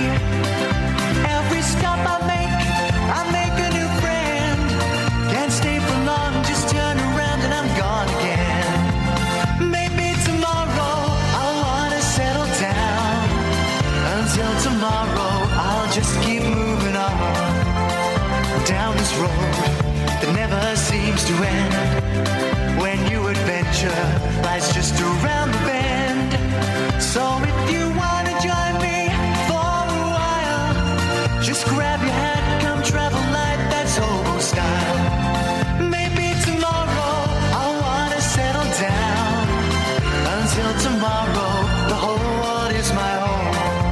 So if you want to join me for a while, just grab your hat, come travel light, that's hobo style. Maybe tomorrow I'll want to settle down. Until tomorrow, I'll just keep moving on.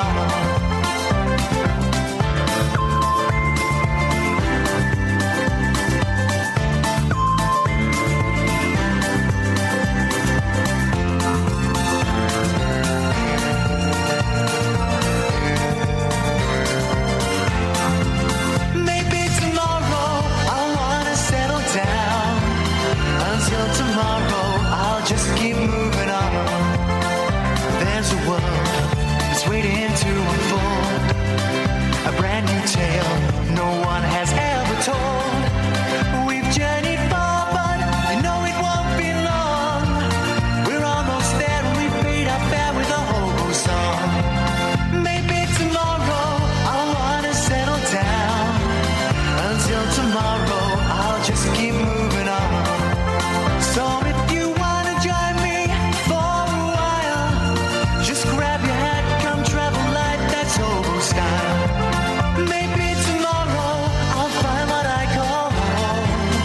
Until tomorrow, you know I'm free to roll.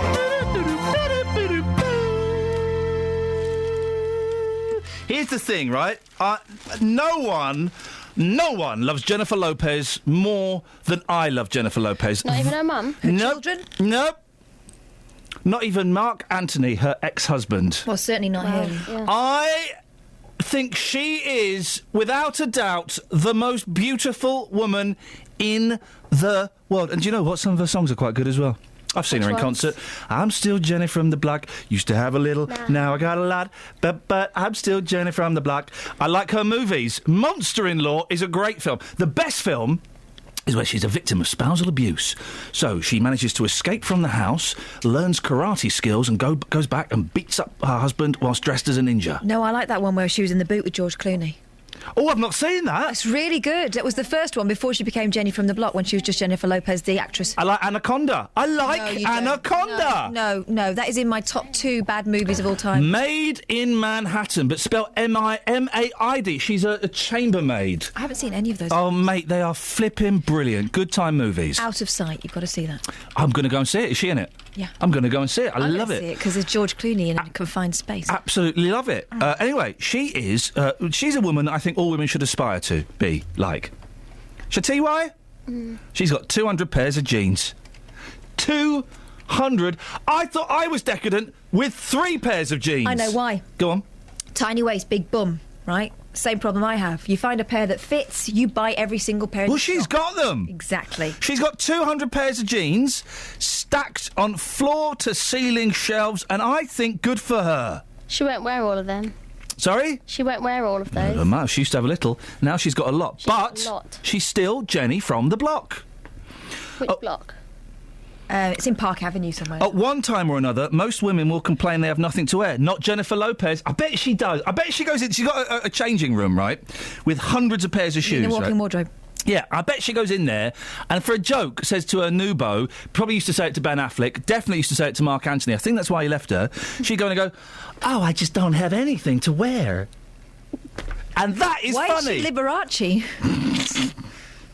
I once heard a story about Jennifer Lopez. Might not be true. Well, hang on a second. Spread it anyway? Do we need to run this past the Catherine Boyle legal filter? No, it's fine. You reckon? Yeah. Okay. Is it like the Lisa Stanfield story? She was at some big event and she needed the toilet. Oh, for goodness sakes. No, wait. She said to Ben Affleck, Benny, can you get our special toilet roll from our car, please? That's a and great he had story. to go all the way past the red carpet cameras and get their special toilet roll, which is probably made of gold, and then he'd bring it back and hand it to her. Do you know the thing I find underneath? Yeah. Here you go, love. Here you go. It's down there. You got it? The thing I find amazing about the story is that she would call him Benny. Benny from the block. Benny from the block. Hey, Kath. That reminds me of something else. Hang on 1 second, Catherine. Catherine, are you a Benny tied to a tree? Sorry? Catherine, are you a Benny tied to a tree? I don't know what that means. Well, it's a simple yes or no question. Are you a Benny tied to a tree? Yeah? Oh, Benny tied to a tree! Do it again. Catherine, are you a Benny tied to a tree? No. Oh, Benny on the loose! What does that mean? Jamie? Ian. Are you a Benny tied to a tree? No comment. Oh, Benny not making a comment, don't worry. Jamie, you're right, you sound a bit poorly, mate. What's wrong? Need a sick day, mate. Sorry? Need a sick day. Let's hear it. You can't ring in sick and ask for a sick day. Let me pass you through to the HR department of Betts and Boyle. Okay, let's start from the beginning, Jamie. You ready? Yep. And scene. Hello, how can I help? Yeah, I won't be in work today. Who's this? Jamie. Jamie who? Cottrell. And what's wrong with you? Had a heavy night at the darts.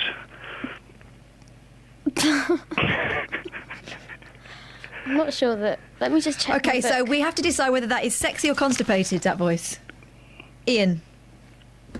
Constipated. Constipated. That's 3. Jamie, you can't phone up. First of all, Kelly is right. Well done, Betts, for picking up the first one. You can't phone up and say, I've got to have a sick day.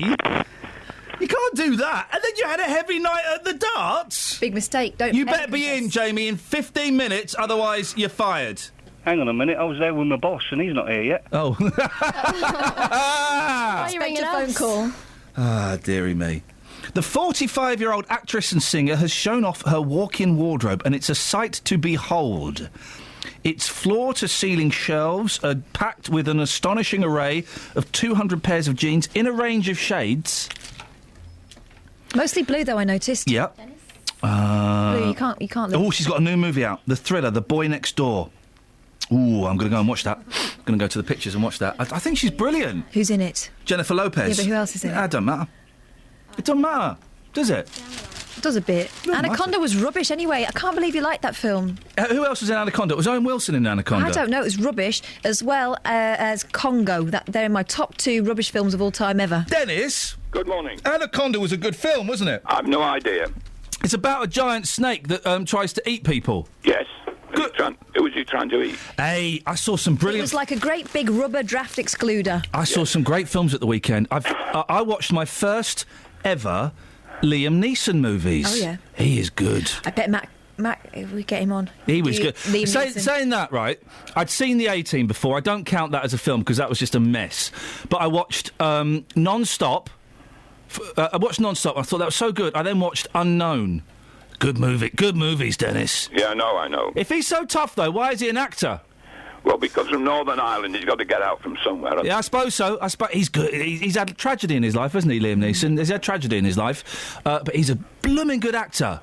Yeah, first rate. Yeah, he's good. If anyone can recommend any Liam Neeson movies, I'll be up for that. No, I don't know. I'm not a great one.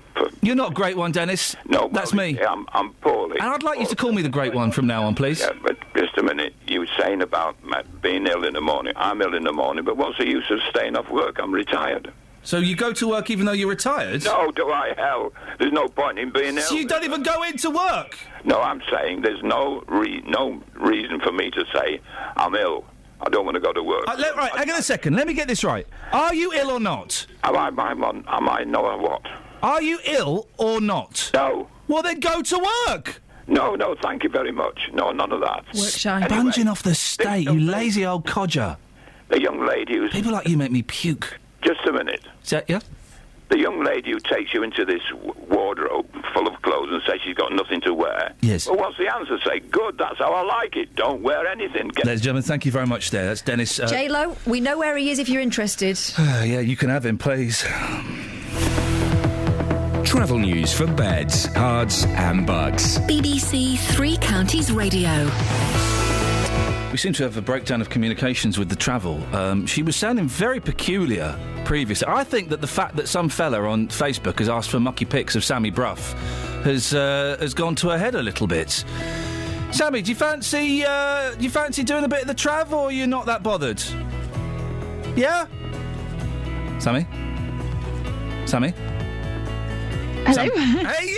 Oh, hello. Did you fancy it?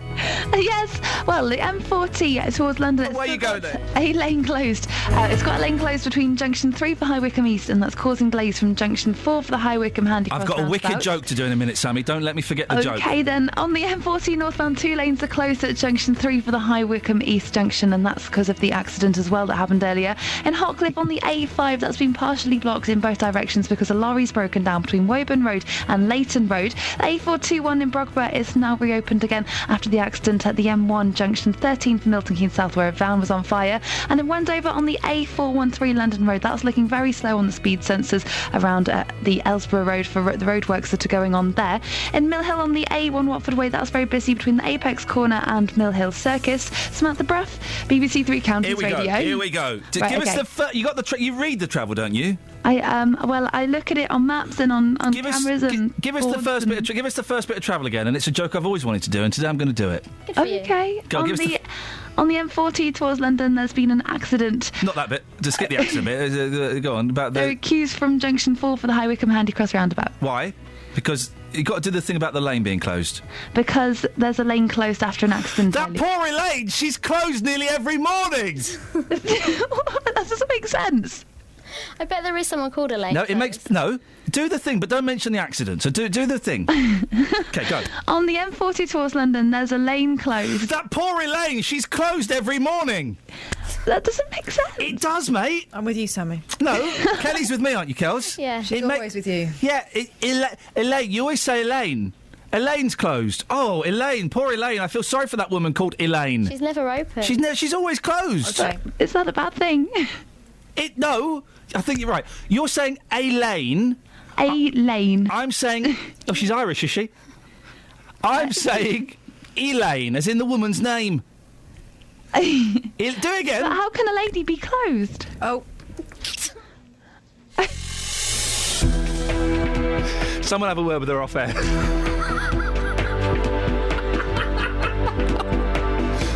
Oh, dearie, dearie. Ah, dear. 7:47. It's Monday, the 2nd of February. I'm Iain Lee. These are your headlines on BBC Three Counties Radio. Parents wanting to send their children to a new girls' academy in Luton are finding out this morning that the school won't be built. People living in Sandy say they still don't understand the rules about what they're allowed to leave on their relatives' graves. And on transfer deadline day, Tottenham are making a move to sign Dele Alli from MK Dons, and BBC Suffolk have got their eye on me. Beds, Herts and Bucks weather. BBC Three Counties Radio. Good morning. It's a bitterly cold start out there this morning. Some places even down at -6. So that just tells you how cold it is. We have some ice and a widespread frost, but a bright start. Should see some blue sky and sunshine this morning. Perhaps a little more cloud through the day, but that's just going to turn the sunshine hazy. The temperature struggles, though. We're looking at a maximum of just 4 or 5 Celsius. So another cold day. Just a gentle northwesterly breeze, though, that will continue. Now, overnight tonight, another cold night. Once the sun sets, it will get very cold very quickly. A hard frost, minimum temperature down to -2. Clouds starting to increase through the middle part of the night could bring with it 1 or 2 wintry flurries, maybe a bit of snow mixed in there as well.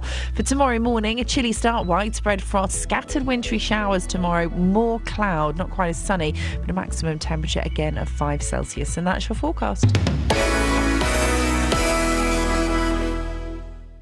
Every weekday morning. Let me get on with your consumer problems. Should I expect it to last as a £350 TV or a £250 TV? Jonathan Vernon Smith. Have you gone back to the retailer? I went and spoke to the company that you'd paid the money to. The JVS show fights for your rights and tackles your consumer problems. So I emailed again and reminded them of the statutory rights, which I've heard in your programme. If you need our help, email jvsshow@bbc.co.uk. They've backed down and they have put in writing to me that I no longer owe the money. And we could do the same for you. That's fantastic news. Thank you so much, Jonathan. Your team is fantastic because you look after the people. The JVS show, weekdays from 9 on BBC Three Counties Radio. Call 08459 455 555. BBC Three Counties Radio. Oh, wow. What, Sammy Braff, the excellent travel woman who puts up with so much bullying, she just called you up after the 7:45 bulletin, is that correct? She rang me at 7:49 and said, just to let you know, I probably should have said sooner, I'm going to be late for that 7:45 bulletin and maybe the 8:45 one. And I said, OK, it's because of Kent. Well, there's no need to be like that. How can you retrospectively tell someone you're going to be late for something that's happened? We sort of already knew that she was going to be late when she wasn't there. That's the thing.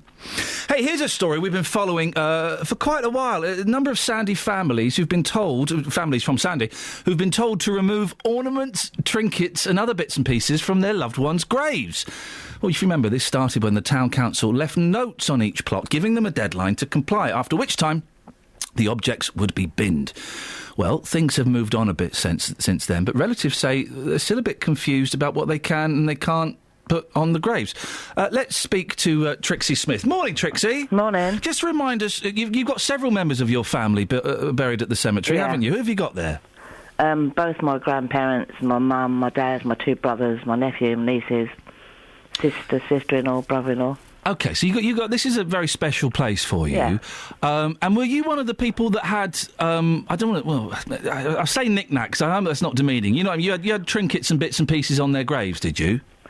Well, on my mother's, it's just a pot, and it's got like a windmill, a couple of solar lights, but they are all fixed. It's like, so they're not going anywhere. They're not causing a problem with maintenance. OK. This is what the whole thing started is why aren't we allowed to have items on the headstone so long as it's affixed to the plinth? And there were notes left on the graves, were they, saying, move this, otherwise it'll be binned? Yeah.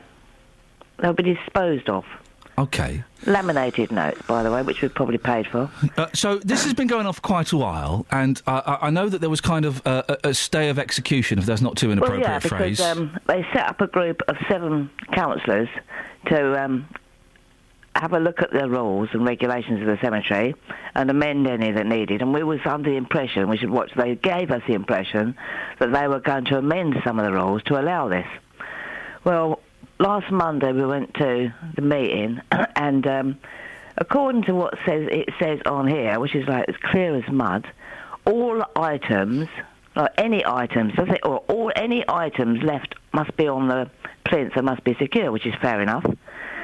And then it goes on to say you can't have plastic, you can't have glass. Well, we understand you can't have glass or ceramics or anything, but plastic.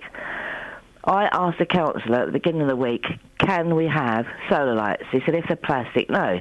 But they're actually saying, on their new amended regulations, yes, you can have plastic. You can't have plastic. We've got a statement from the Mayor of Sandy, Councillor Will Jackson, who has told us that he won't come on the programme until the full town council meeting, which I think is at the beginning of March. It's the 2nd of March. 2nd of March. OK, well, we'll do our best to get both of you on the 3rd of March. But he said, in a statement, ornaments, solar lights, etc. are OK if they're fixed to the headstone plinth. If the items are dangerous and offensive, they'll be removed. Yeah, this is what we said from the beginning. The council just don't listen. What we said from the beginning of this last August was, we understand if it's on the plinth, right, it should be left alone. What we're trying to say is we understand it shouldn't be all around everywhere and stuck in the grass, and it shouldn't be glass. We understand all that, and we understand nothing that causes any problems with the maintenance should be around them. And we agree with the council. If it's all over the place, move it, take it away, But if it's on the plinth itself, this is what the argument was from day one, why can't we have them? There are some people, I remember we've discussed this before, Trixie, and we had lots of phone calls and emails, a lot of people supporting you. Yeah. But also some people going, well, it looks a bit naff, and I wouldn't want to go and visit my loved ones at a cemetery that had windmills and solar lights and things that looked a bit naff on there. What would you say to those people? I'd say they obviously haven't got anyone in a cemetery at all, anywhere, obviously, especially not Sandy. I mean, Sandy's really pretty, and it's just a nice, sedate place, and it is pretty. There's not naff things all over the place, you know what I mean? Where someone has not long passed away, or recently also, you've just got, like, a cross, and people do put stuff down, which they're allowed to do for 2 years. Yeah. Right, without, before they get a stone put up.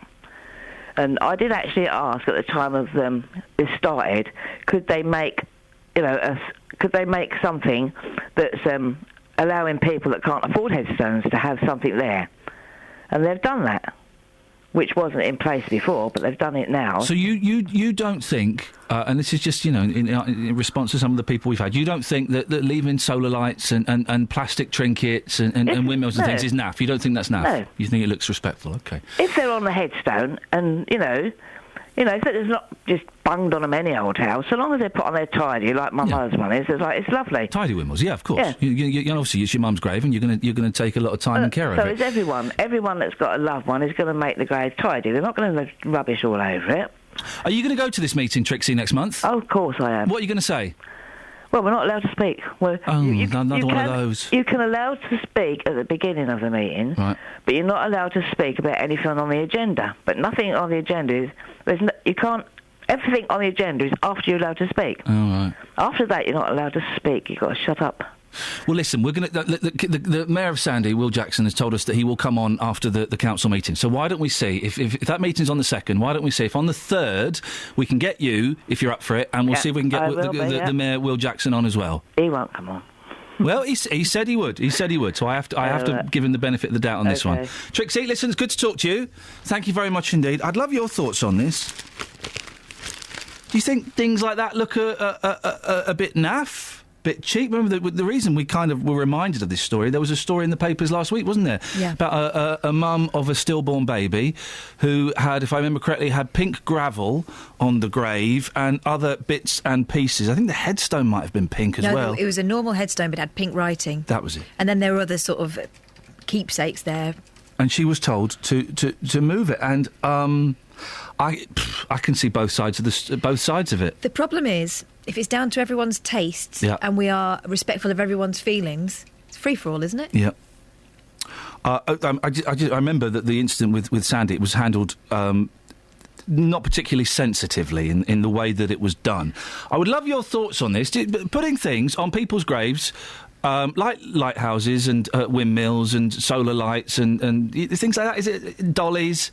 Is it a bit naff? Would you be upset if the grave next to your nan or your husband had bits and pieces on? 08459 455 555. You're looking as though you have texts. I've got a few. Go on. This is mostly sports day ones, though, which don't seem to chime. No, it's fine. We were asking, how did you get out of sports day? OK, Helen from Milton Keynes. I got out of sports by being completely useless. Also banned from javelin. Banned. Hey. So I just missed the teacher when I threw it. Did anyone ever actually get stabbed by a javelin? Or was that just the rumour at every school that someone had thrown a javelin when someone was walking in past and it had stabbed them through the shoulder? Javelin etiquette is that you never throw the pointy end where someone's walking, do you? Well, but we were always told that someone had had a javelin through their shoulder. Or have their eye out. Yeah. Did that ever happen? I don't know. If you've ever had a javelin in your body, through your shoulder, give us a call. Hit someone else with a discus, knocked over all the hurdles instead of jumping over them, etc. Teacher said I was too enthusiastic, so made me sit games out, which suited me because I preferred reading, says Helen. 08459 455 555. Travel news for beds, cards and bugs. BBC Three Counties Radio. The accident on the M40 earlier is still causing some problems. Towards London, there's a lane closed. There's queues from Junction 4 for the High Wycombe Handy Cross roundabout to Junction 3 for High Wycombe East. And northbound, there are delays from Junction 2 for Beaconsfield towards Junction 3 for High Wycombe East because of that accident. On the M1 southbound, a car's broken down at Junction 12 for Flitwick, so 2 lanes are closed, and that's causing queues from Junction 13 for Bedford. In Hotcliffe on the A5, that's been partially blocked in both directions between Woburn Road and Leighton Road because a lorry's broken down. And in Hemel Hempstead on the A41 southbound, there are queues from Two Waters Road towards the M25 Junction 20 for Kings Langley. Samantha Bruff, BBC Three Counties Radio. Thank you, Sammy. Bunking off of games, sick voices, and trinkets on graves. What do you reckon? Local and vocal across beds, hearts and bucks. This is BBC Three Counties Radio.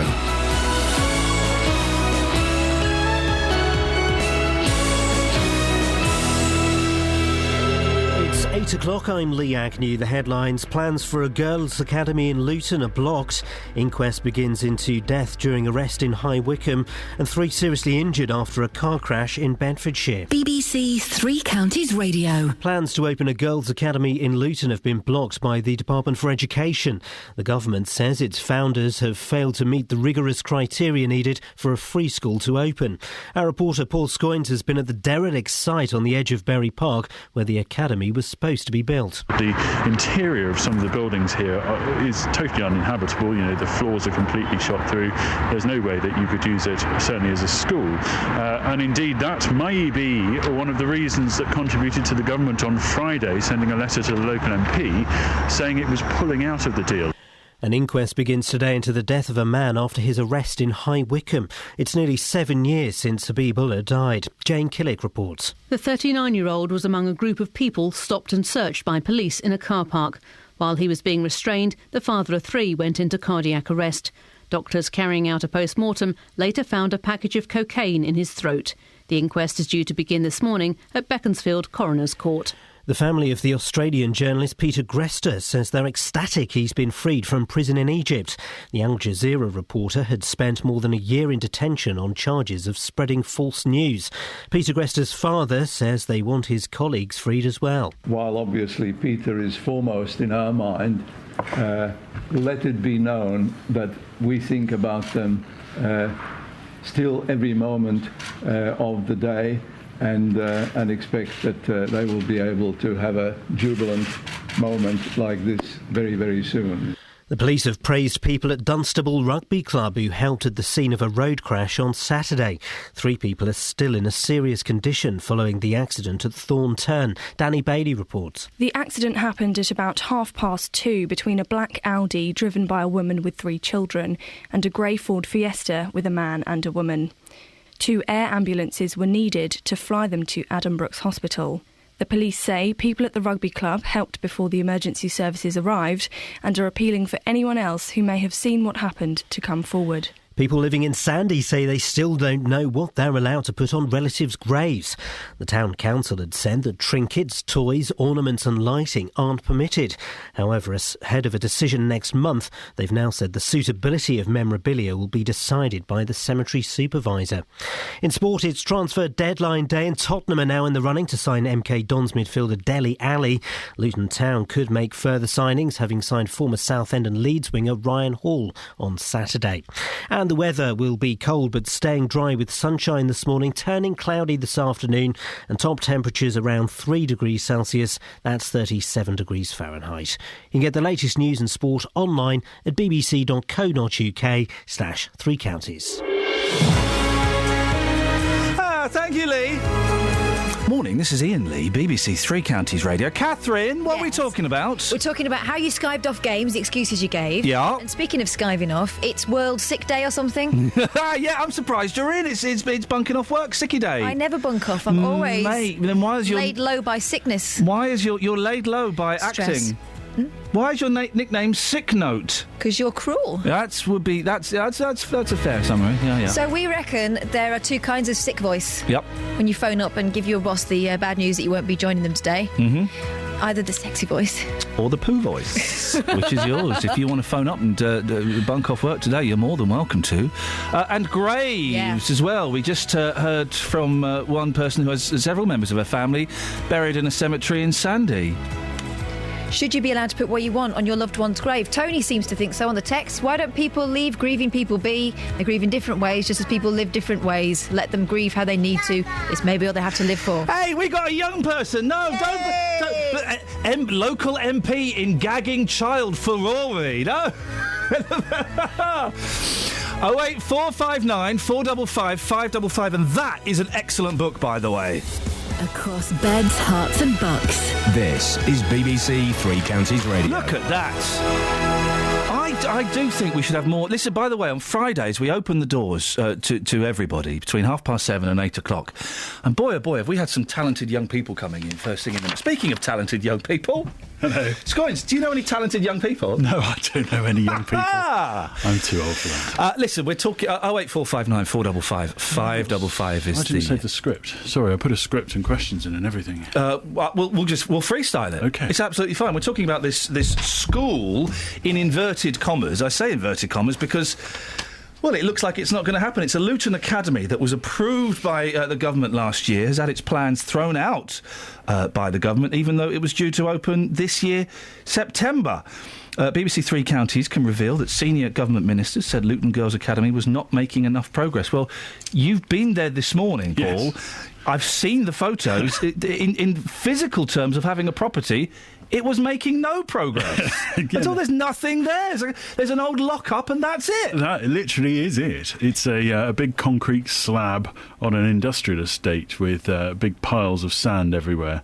And, that was it. And unfortunately, the government just saw that as not making enough progress. Give us the background to this story, when it was approved and what exactly it was going to be. In May last year, this was when Michael Gove, at the time, who was the Education Secretary back then, approved this and a number of schools around the country.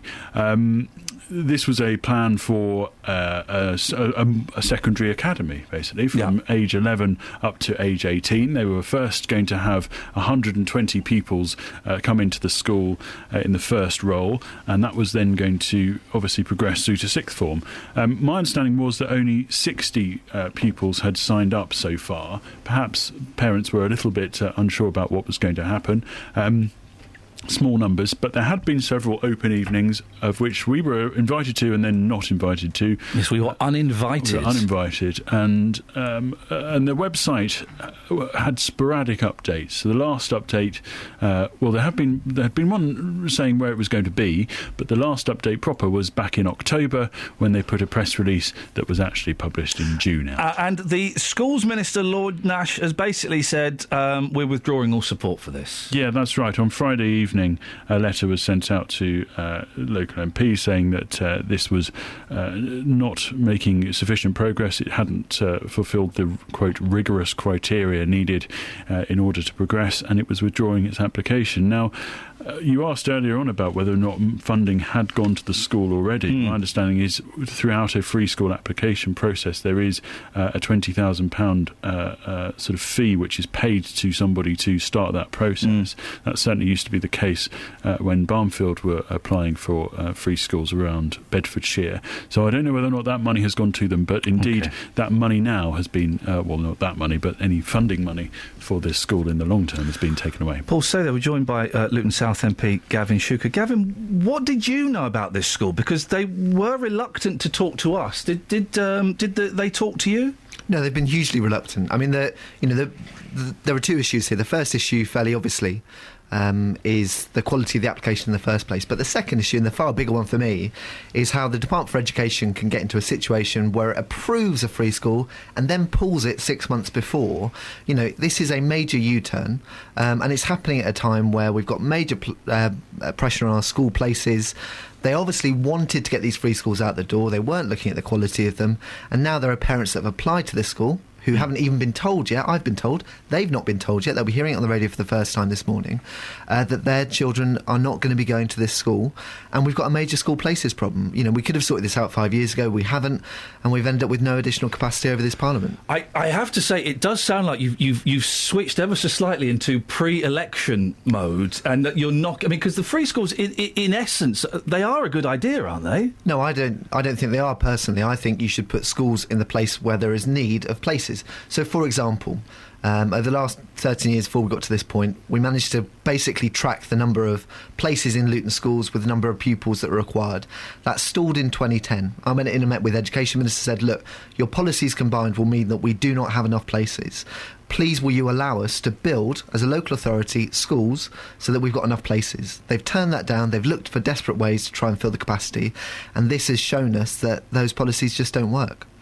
The school was... this is what strikes me as odd. The school was going to be run by Ace Trust Limited, which is... what kind of business is that? It's not an education business, is it, Paul? Well, it's just a company, but the one of the directors of that company was a director of a wealth management company in London. Zaka Liaquat was one of the directors. The principal of the school was to be Saika Liaquat.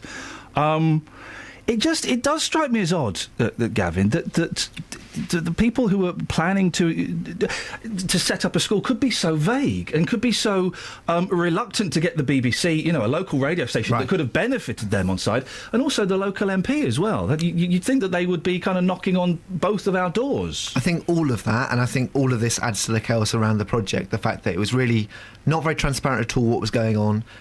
We didn't even know where the site was going to be. It's only through rumour that we've kind of established that it's basically an industrial estate.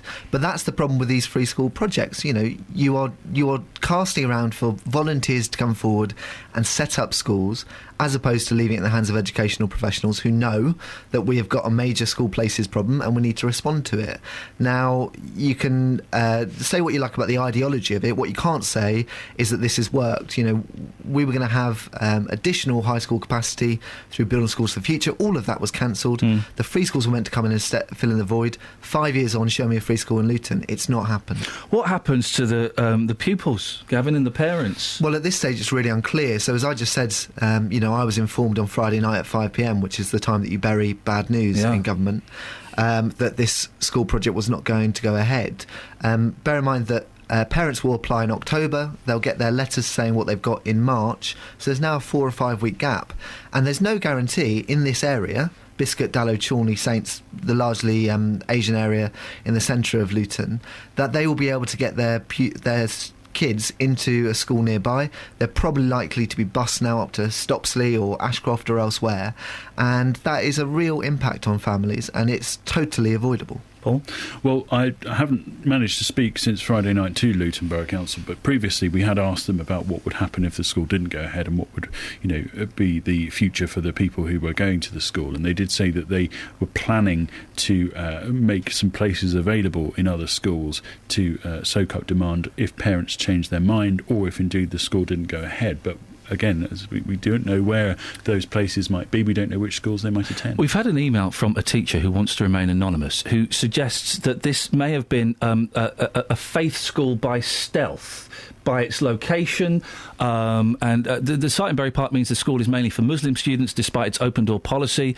The school has on its website a statement that includes the phrase, inclusive yet diverse community. Could there be any truth in that? Do you think, Gavin, that this could have been a faith school by stealth? I mean, the reality of the catchment that it was going to draw from would be a very highly proportion of Asian Muslim students, and actually it was a girls' school as well. And we know from the polling that particularly traditional Asian families would prefer to send their kids to single-set schools. So there is some truth in that. Bear in mind, though, it would have been a school within the state system, just like those schools in Birmingham. Funnily enough, none of which, by the way, was faith schools. The ones where there were concerns raised, it was much more about the catchment that they drew from. That the schools began to reflect the cultural practices of the parents there. Some of the photographs on the website from the open days and from the sort of open meeting that they had at the Luton Shopping Centre showed pupils of various backgrounds. It wasn't just Asian girls. OK, listen, thank you very much for coming in, Gavin. Nice to see you. Paul, excellent work there. 08459 455 555. Across beds, hearts and bucks. This is Iain Lee. BBC Three Counties Radio.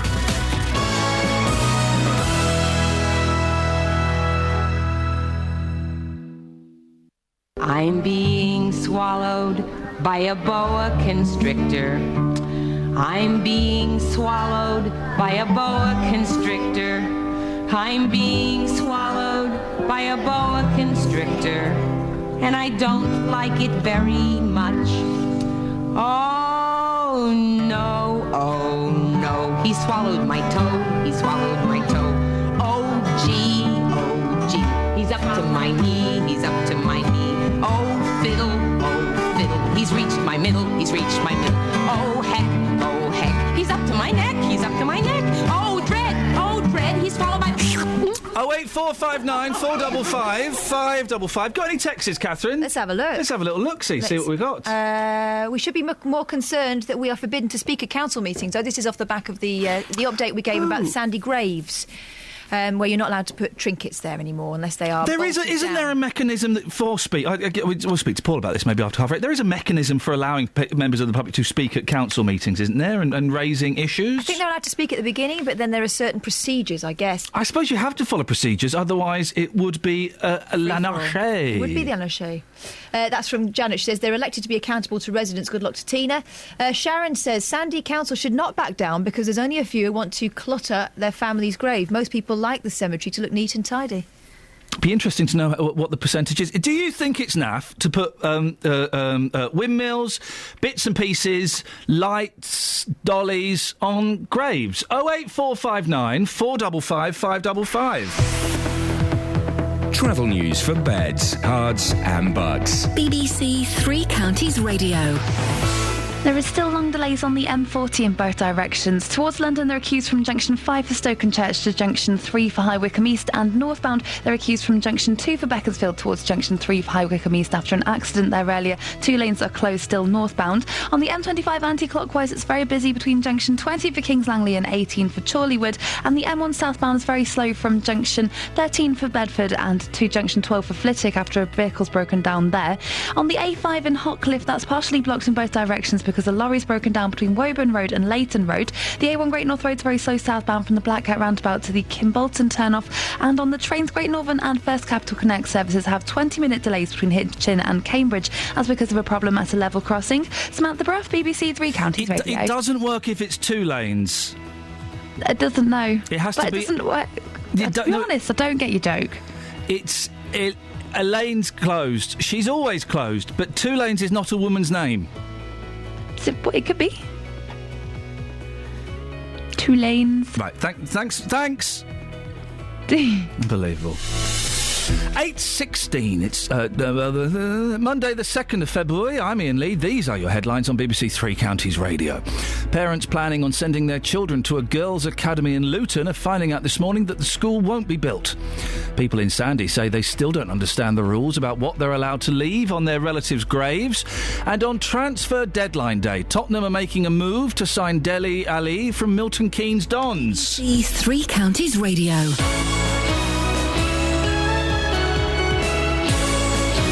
Wheeler? Good morning. What's going on, Wheeler? How are you? What's going on? I wasn't expecting to see you. No, Jonathan is being relayed this morning or this afternoon, so he's unable to... What does that mean? He's relayed? He's being relayed. He's having his charismatic country... National Sickie Day today. Guess what he's doing? Yes. Jonathan Vernon Smith, I can't come in.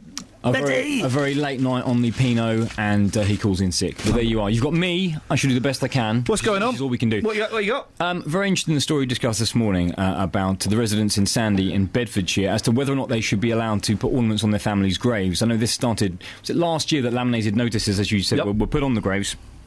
And it seemed from this morning you spoke to local resident Trixie Smith, who said she wanted to put, was it plastic windmills and solar lighting on the grave? That's all she wanted to do. She's got a number of family members, I think 5 or 6 family members in this graveyard. And she says that despite having a public meeting, she's still not really clear as to whether or not she'll be allowed to do so. So there's another meeting in March. And this morning, I will be asking whether or not you should be able to put whatever you want on your family's graves. After all, they are your family. Whether it's a matter of taste for other people is a different issue. Surely if you're going to the graveyard to see your relative, it's really what's important to you. You're not going to look at other people's graves. You're going to look at your own. And whilst an action figure or whatever it is that you want to put on the grave may not be suitable for everyone, if it means something to you, should you be allowed to do it? Are Sandy Town Council being too heavy-handed? 08459 455 555. Every weekday from 12. We're talking to Alice Jones about her journey, which has landed her in the arms of Youthscape. When I was 5, my dad left our family. It's your first inclination to go, I must have done something naughty. Nick Coffer. I was in a really vulnerable place. The people at Youthscape, it is literally their job to show you that they love you and care about you and whatever you're going through. Every day my job's a privilege, but every once in a while it's an even bigger privilege because I get to meet people like you. Nick Coffer on BBC Three Counties Radio.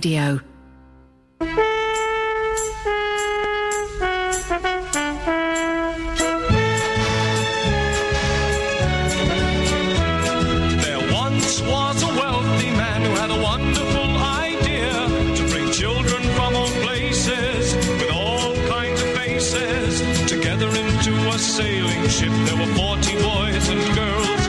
They would sail their ship around the globe, so they called it the United World. The ship was just 3 weeks from shore when a hurricane bore it down. The waves were big as mountains. They found they would surely drown. They jumped into the lifeboats, rowed away from the wreck. They didn't count them, they hadn't time. 5 children were left behind. The children fought the storm all night and finally fell asleep.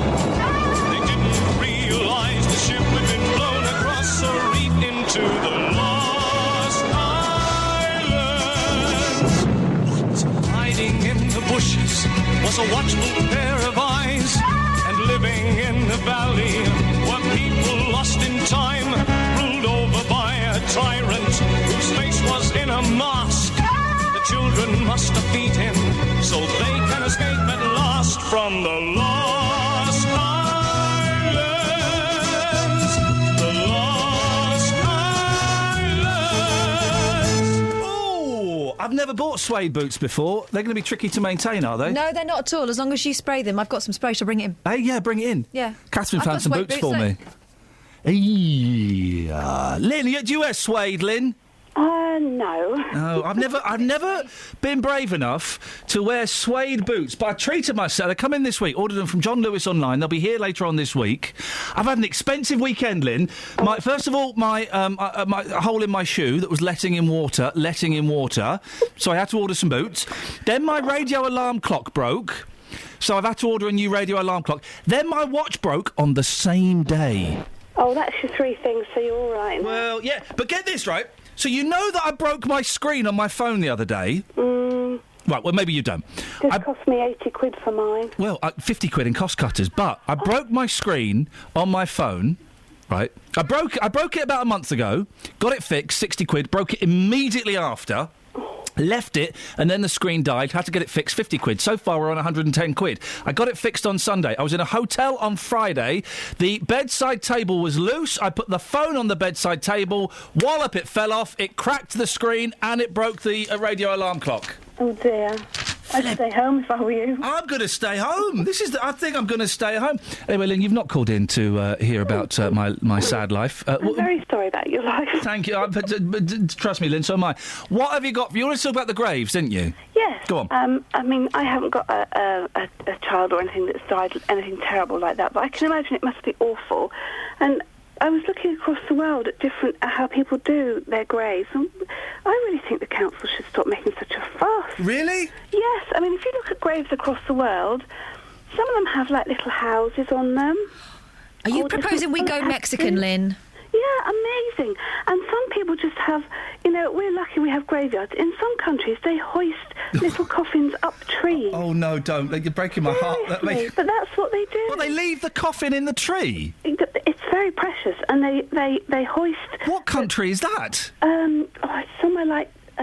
Some backwater. Well, it is, yes, but I can't remember now. Do you know what they do? They have very tall trees. Oh, okay. And they have a special tree, and anybody under 12 that dies, they get... That's awful. But Lynn, are you saying, because I notice you're talking about children, are you talking specifically for children's graves? Well, I think really for children's graves, because that is the most emotional thing, isn't it? Yeah. I know graves are emotional, but children's graves in particular, they should be allowed to put what they want on their grave. Who cares? It's something special to them. But doesn't there have to be a limit, though, Lynn? Because you say they can put what they want. Well, then they could have plastic car parks and scale extra sets. Blow up Homer Simpson. Well... Olaf balloons. Like it would be incredibly tacky. But if it's important to that little person that's died, and the parents or family associate with that, what's wrong with that? Well, the thing is, though, I can't phrase this without sounding cold. It isn't important to that person that's died because they're dead. We only put these trinkets, and I'm trying my best to sit on the fence on this one because I don't quite know what I think, but these trinkets are only there for us, for the people that go and the living people. It's part of the grieving process, isn't it? And you've got to go through that. And I think that they say something like 2 years before you put put a headstone or whatever. And it would be nice if they did come up with something that people could put after that period that is special to them, but, you know, maybe not the Eiffel Tower and a load of stuff. I always thought that the thing that was so special on graves was the headstone, but more importantly was the words on the headstone. Shouldn't that be the key factor, Lynn? The words that you choose to inscribe on the headstone? Yes, but now you're very restricted. In the 1800s and things, they had some wonderful things on gravestones, you know, like here lies the old lush, you know, glad she's dead. We don't do things like that anymore. Oh, by the way, if you want to walk through Highgate Cemetery and read some of the best headstones in the world, it's fantastic. I got an email from April. Personally, I think that the graves should remain clear. Sadly, I'm sure there'll be quite a few that think this way, but dare not speak out for the backlash that will follow.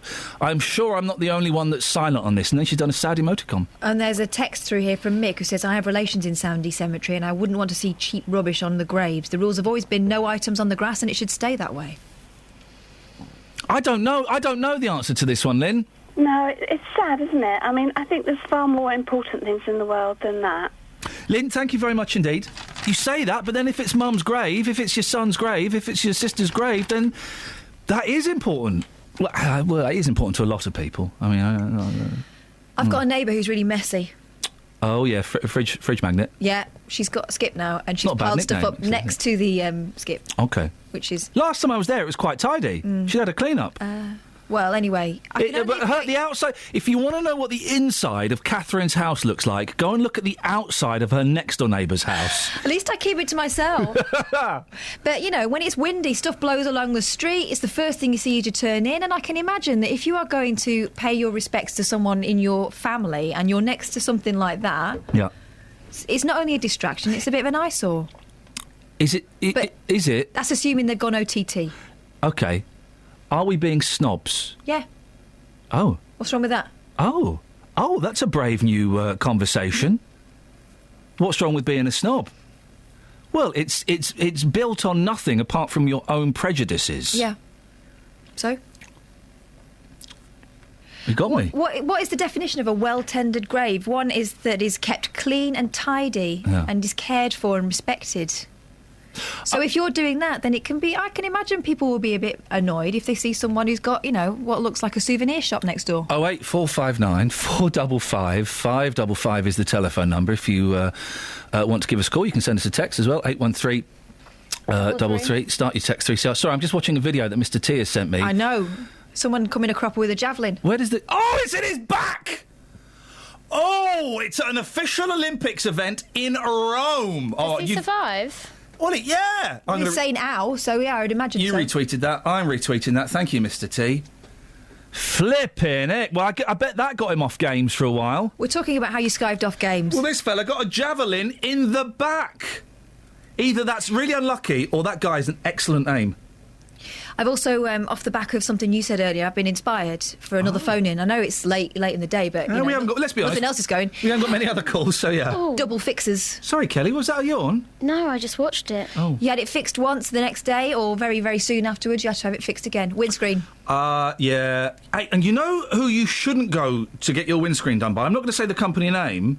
Oh, them? Yeah. That's probably because they always say, get your insurance. Oh, I don't want to claim on my insurance, thanks very much. So you do it through them privately, 500 quid.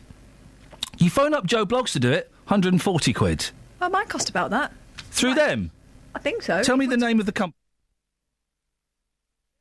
They charge me about 600 quid. Well, you've probably got an expensive car. I've got a Polo.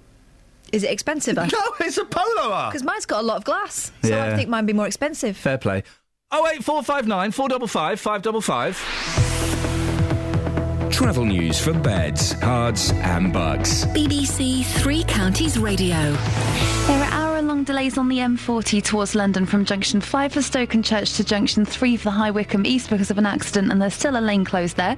On the M40 northbound, 2 lanes are closed from Junction 3 for High Wycombe East. That's causing delays from Junction 2 for Beaconsfield. And the M25 anti-clockwise is looking very slow on the speed sensors from Junction 24 for Pottersbar to Junction 23 for the A1M. In Hotcliffe on the A5, that's still partially blocked in both directions between Woburn Road and Leighton Road because a lorry's broken down. And in Fulmer Common Road has been closed between Black Park Road and Alderbourne Lane because of ice on the road. On the trains, First Capital Connect and Great Northern services have 20-minute delays between Hitchin and Cambridge. That's because of a problem at a level crossing. Smelt the breath, BBC Three Counties Radio. Across beds, hearts and bugs. This is BBC Three Counties Radio.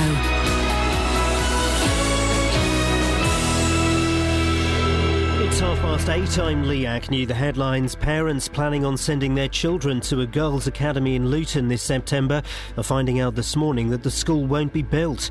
The Department for Education says it's failed to meet the rigorous criteria needed for a free school.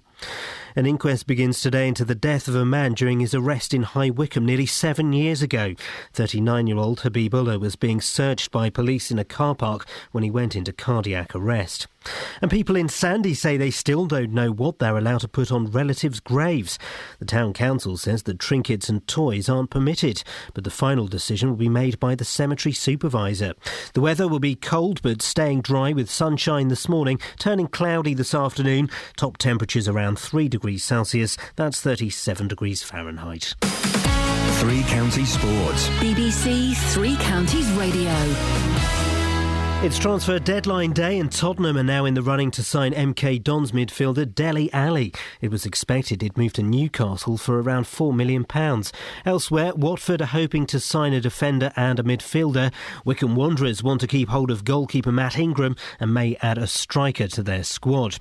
Luton Town have signed Ryan Hall on an 18-month contract after his release from Rotherham United. The 27-year-old previously played for Hatters boss John Still at Dagenham. Luton first team coach Hakan Nurettin hopes the former MK Dons winger will make a significant contribution to the club. He has the ability to make things happen. He's got good feet, good pace, he can run at people, he's definitely a plus for us, and I hope his stay at Kenilworth Road is a fruitful one that he adds to what we've already got and helps us push on. Stuart Pearce has left his position as manager of Nottingham Forest. He's been replaced by the former Forest striker Dougie Freedman. Andy Murray says he's disappointed that he let himself get distracted by Novak Djokovic during the Australian Open final. He lost to the world number one in 4 sets, but he believes it was still a good tournament overall. It's been a great couple of weeks compared with where I was a couple of months ago. Night and day, really. I mean, playing way better in almost every part of my game, moving better. Physically I feel better and more confident, more belief. And finally, the New England Patriots beat champions Seattle Seahawks by 28 points to 24 in Arizona to win the Super Bowl title. BBC Three Counties News and Sport, more at 9 o'clock. Call 08459 455 555. BBC Three Counties Radio. Iain, who I'll be honest, Iain gives good tweet. Iain Girvan gives good tweet. I think the people behind this free school in Luton should team up with Tina Beloved Powerful. Right. Unstoppable. Wow. Well, controversial. Quite stoppable. On both counts. It would turn out very stoppable. Catherine, we've not got many phone calls, and that's fine. They don't always... You can go fishing, you can dangle your worm, but they're not always going to bite it. Sometimes they don't fancy your worm. Sometimes they don't want to see their little worm wiggling away in front of their mouths. They won't take a bite of it, and that is absolutely fine. We've still had fun fishing. Yeah? We've still had fun sitting on the riverbank, dangling our worms in the water. And talking, and that's been fun. If we catch fish, bonus. Bonus. If we don't catch fish, we've still had fun fishing. Well, you've got a whopper there. Paul? Hello. Morning, Paul. What you got for us? Well, this thing about people pulling sick days and having days off for being sick, I think that we've got a solution for this, and that is where if we'd be allowed like 2 or 3 national world days a year, where you wake up in the morning and you think to yourself, I just feel great, I feel really good, I don't fancy going to work, so you phone your boss up, so I'm having one of my national world days a year. Now listen, you're joking about this, but... I'm not joking, I'm serious. Well, this has been suggested before. It's called a duvet day. Have you heard of this? There was talk a couple of years ago of having a duvet day where you can just phone up and say, do you know what? I'm going to lay in bed today and I don't fancy coming in, and you just phone up. And you have 3 of them a year. I never heard of it being referred to as a duvet day, but I really do think it'd be, it's a serious issue, and it's quite acceptable, really, isn't it? I think, as we all work hard and we earn the right for it, really. I think, don't you think so? We don't all work hard, do we, Catherine? I do. I work extremely hard. I would love if I woke up one day and felt full of the joys of spring, I would feel like doing something other than working. Yeah. Exactly, yeah. Unfortunately, I'm a miserable git and I never feel joyful. No, and because he is, then it makes me. Well, then you should. If you're miserable git and you never feel that great, then you should be allowed to be paid to not have them days off. Cop the money instead of the day off. I like it. When are you standing for election? Probably Green Party. Oh, yeah, the Green Party, who we all liked until we realised, actually, they don't just want to save the planet, they want to disband the army and allow you to be a member of ISIS. But it's your choice. I don't think they do. No, I need to read their... But, do you know, I must... do you know what I'm going to do this election? Are you going to be really careful about talking about political parties? No, I'm going to vote for... And you should vote for... I'm going to read the manifestos this year. I never read the manifestos. I'm going to have a look, honestly, because it's this election. I'm up for having a look. All right then. Well, could you read them for me and give me like the bullet points? The rundown, yeah, I'll do that. Because this election is actually elections. Let's be honest, guys. I mean, they're really boring. Yeah, we know that. This one's going to be quite interesting because it's like the weakest link. There'll be loads of them. not the talks, not the. I'm not going to watch the discussions. What they call it, the conversation, the chats. What are they calling it? Debates. Yeah, I'm not going to watch those. They're going to be rubbish. Or good. Well, I think... know what you think is rubbish or good? Well, I think they're going to be rubbish. We don't have to sit on the fence as to whether we like the debates or not. I haven't seen the debate yet, so I'm sitting on the fence. They're going to be dull. Then I'll tell you. But the election itself, I think, is going to be a corker this year. Do you not... What are you pulling that face for? There's not enough actual fighting. I would like to see them wrestle. That would be good. We're not even allowed to say who we'd think would win in a fight with the BBC. We're so BBC. The bigger one. Do you reckon? Yeah. Although sometimes the little end's a surpriser. Yeah, I reckon the smoky one would... No, too specific. Although, actually, all three smoke, don't they?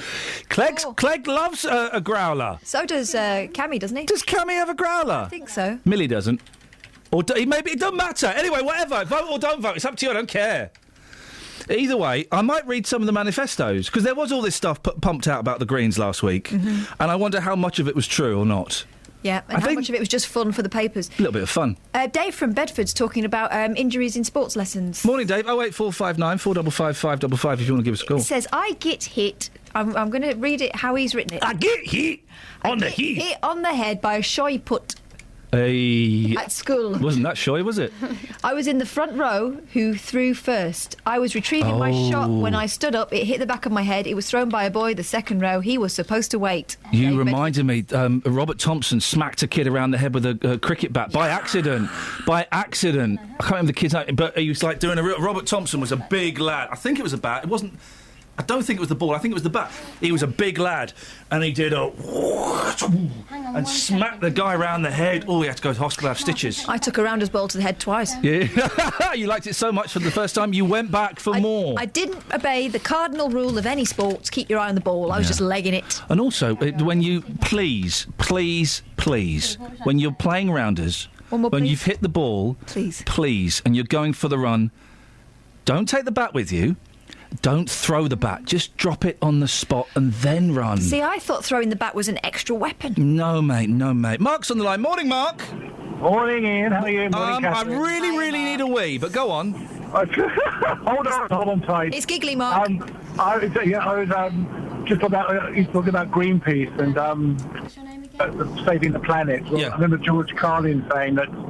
Don't worry about the planet. It's been going for billions of years. You know, it's Well, yeah, but we want to cling on to the edge of it as long as we can, don't we, Mark? It's us. We're screwed. Excuse my French. Oh dear. But I'm now signed up about the sports, about getting out of sports.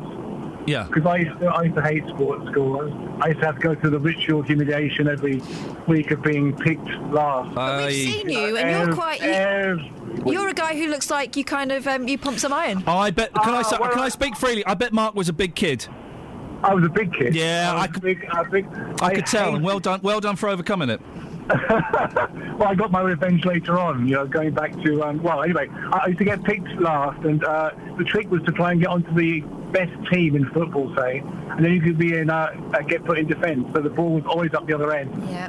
Here's the thing, Mark. Right? Serious question, okay? Because I was kind of picked middling. Football towards the end, but never last. Athletics, I was picked kind of middling. What does it feel like to be the last kid standing, to know that no one wants you on their team?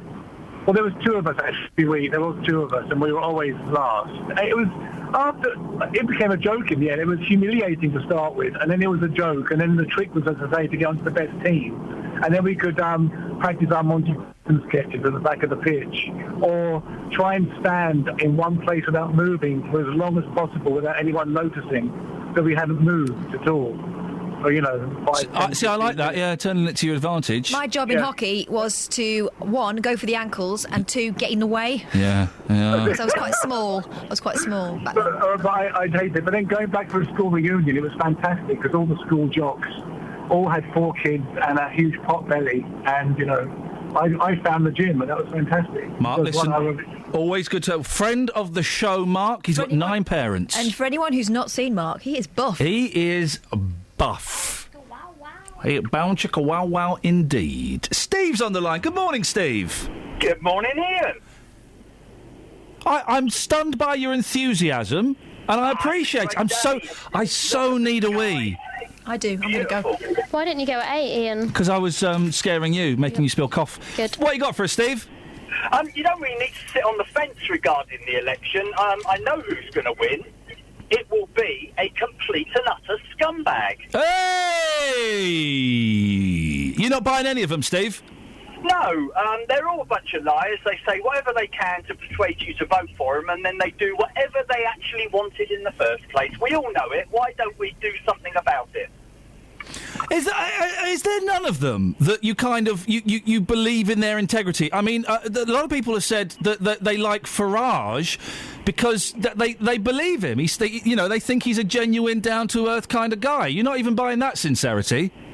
At best of a bad bunch, maybe. I think he does tend to speak the truth more than the others, but I think once he's got any power, he will do what the rest of them do and do exactly what they want. And there's an interesting topic. Why are the taxpayers paying for the food for the MPs and their bar?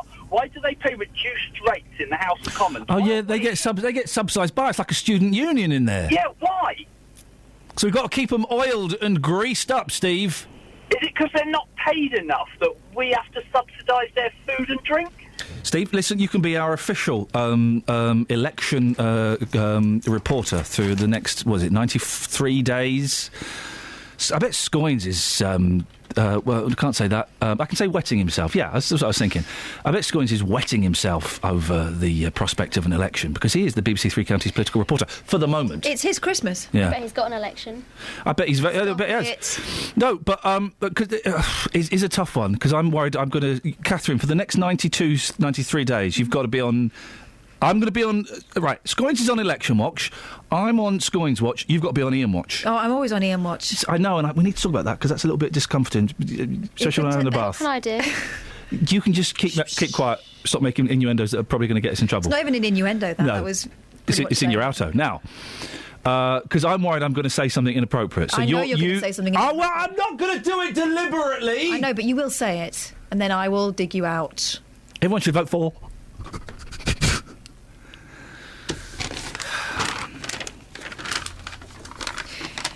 A bit quiet on the calls.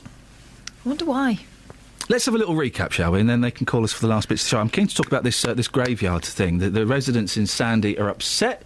Some of them are upset because they've been told to take off their, knickknacks. I mean, how... From graves, and we spoke to Trixie earlier on, and one of the knickknacks on her mum's grave is a plastic windmill. I can see how some people might think that looks a little bit cheap, and that's and I don't know the connection between Trixie's mum and windmills in her life. It may be, maybe a significant parallel. Solar lights, that's another thing. Why can't everybody just leave everybody else alone?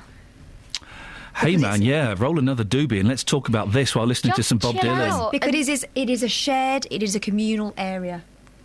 And if everyone exercises their taste, some people ain't got it. And that's the thing, cemeteries are supposed to be... I'm surprised that people still get buried these days. I didn't think there was enough room in the ground. I thought that everyone's being encouraged to be cremated. But, cemeteries are supposed to be peaceful, respectful places of solitude and thought and communion with the dead. Contemplation. Contemplation, that's the word I was struggling to find.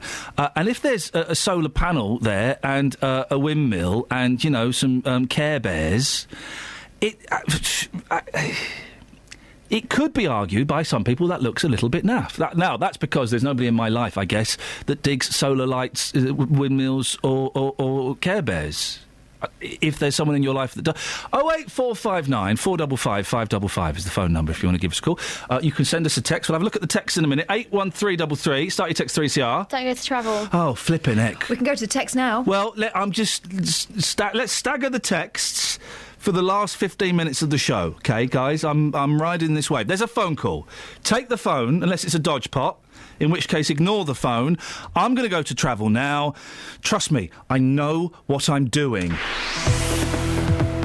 Travel news for beds, cards and bugs. BBC Three Counties Radio. On the M40 into London, there are severe hour-and-a-half-long delays from junction 5 for Stokenchurch to 3 for the High Wycombe East, and that's because of an accident earlier. There's still 2 lanes closed on the M40 northbound as well at High Wycombe East, so that's causing queues from junction 2 for Beaconsfield. In Fulmer Common Road is closed between Black Park Road and Alderbourne Lane because of ice that's on the road, and the A5 in both directions at Hotcliffe is still partially blocked between Woburn Road and Leighton Road because a lorry's broken down. Looking at the A10 in Cheshunt, it's looking very busy between the New River Trading Estate and the M25. Samantha Bruff, BBC Three Counties Radio. Thank you, Samantha.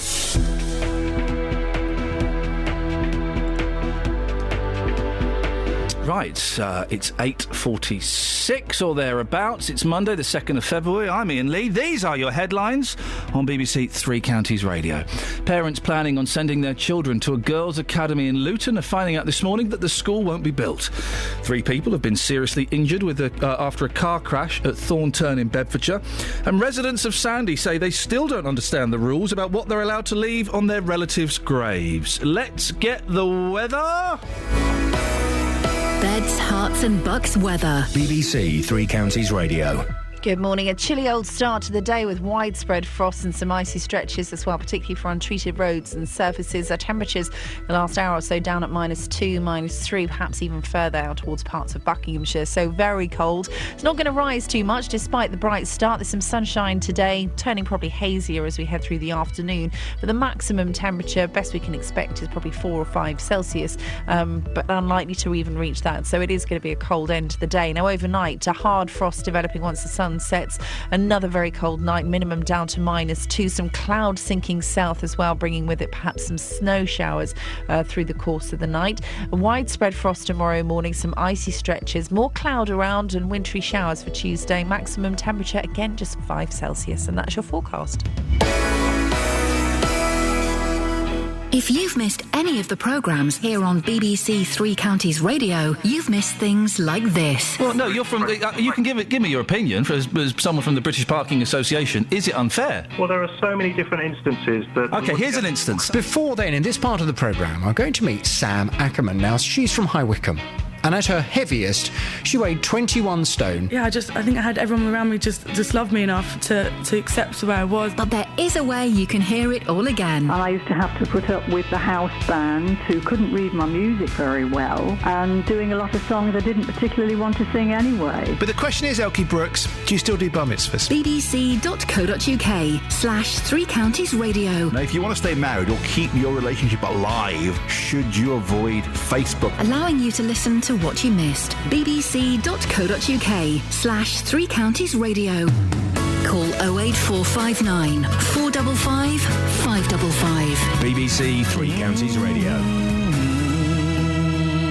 Is it naff to put bits and pieces, trinkets and whatnots on graves? 08459 455 555. We've got some texts. We've got a couple. In Bedford, says Dave, of Bedford, so he should know. The children's graves are separate from the adult graves and they're decorated, but it seems OK because they are separate. Sort of a children's section. Gosh, that's sad, isn't it? It's really awful. Dear me. Pat, on the subject of Morning, Pat. the free days that... Who is it? Paul. Paul was talking about, that we should all have a day where we feel well and we don't fancy going into work and we just say, I'm going to claim one of my 2 free days. Yeah, I like that. Pat says, how would parents feel if their child's teacher decided to have a duvet day? Well, might stop them having sick days. Yeah, and, well, maybe teachers would be excluded, but radio presenters would certainly be included in this. Not if Justin Dealey wasn't around scheme. and I had to cover. Where is Dealey? Is he still taking it to the beach? Still very much on the beach. Handle me with care. And I also heard a rumour yesterday that he was dining in the same restaurant as a certain Sir Clifford of Richards. Gosh, controversial. Wowzers. What, he was in the same restaurant at the time? Yeah. We're going to hear about that a lot when he comes back. Probably have got his best musical memories for his show, I imagine. Cliff, all right, guys, just what are your musical memories? Well, my musical memories being wife of sound in Milton Keynes, local and vocal. Like small speakers and tall speakers. That wasn't a bad Cliff Richard, was it? Do you think Cliff Richard would actually use local and vocal? If Dealey asked him to, he would. Dealey would get him to say enough words that he could edit that together. That's true. That was a good Cliff Richard. It's all right. It wasn't, but Kels, you do your Cliff Richard. Me? We'll get Shailesh to do one in a second. You do your Cliff Richard. I don't think I've ever heard him speak. Cliff Richard and wife of sound. Cliff Richard and but then just skating in Milton Keynes for the Kath, video of... let's hear us. No, I'm going to show you a nice little trick in a minute. Go on. I don't think I can do it. Have a go. Oh, okay. Well, hi guys, I'm Cliff Richard. Right. You look like him as well. No, I do a bit. You like Cliff Richard. You like the love child of Cliff Richard and Hank B. Marvin. Is that not a good thing to say to a woman? I really might. OK, so here's a little trick, OK? Because we were talking about impressionists earlier on and how they always do. Well, I wonder what Cliff Richard would say. Cliff Richard would say if he was confronted by Tony Blair. It might be something like this. Well, Tony, it's great to see you. And, Cliff, it's great to see you too. In a very real sense. I still think the Iraq war was valid. Well, Tony, I'm wife for sound. Oh, no, you're going a bit Paul McCartney there. Yeah, because Paul McCartney's at the party as well. It's a rock and roll politics party.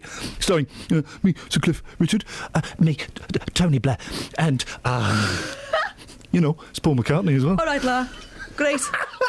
I'm brilliant. I'm impressed. Shailesh. Yeah, hi. Can you do a Cliff Richard, a Paul McCartney or a Tony Blair?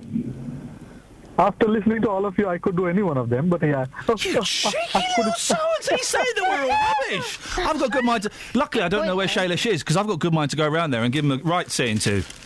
What have you called in for, Shailesh? About the hard time you just gave to Samantha about the Elaine closed. Yes, Sammy Bruff, she says... Elaine...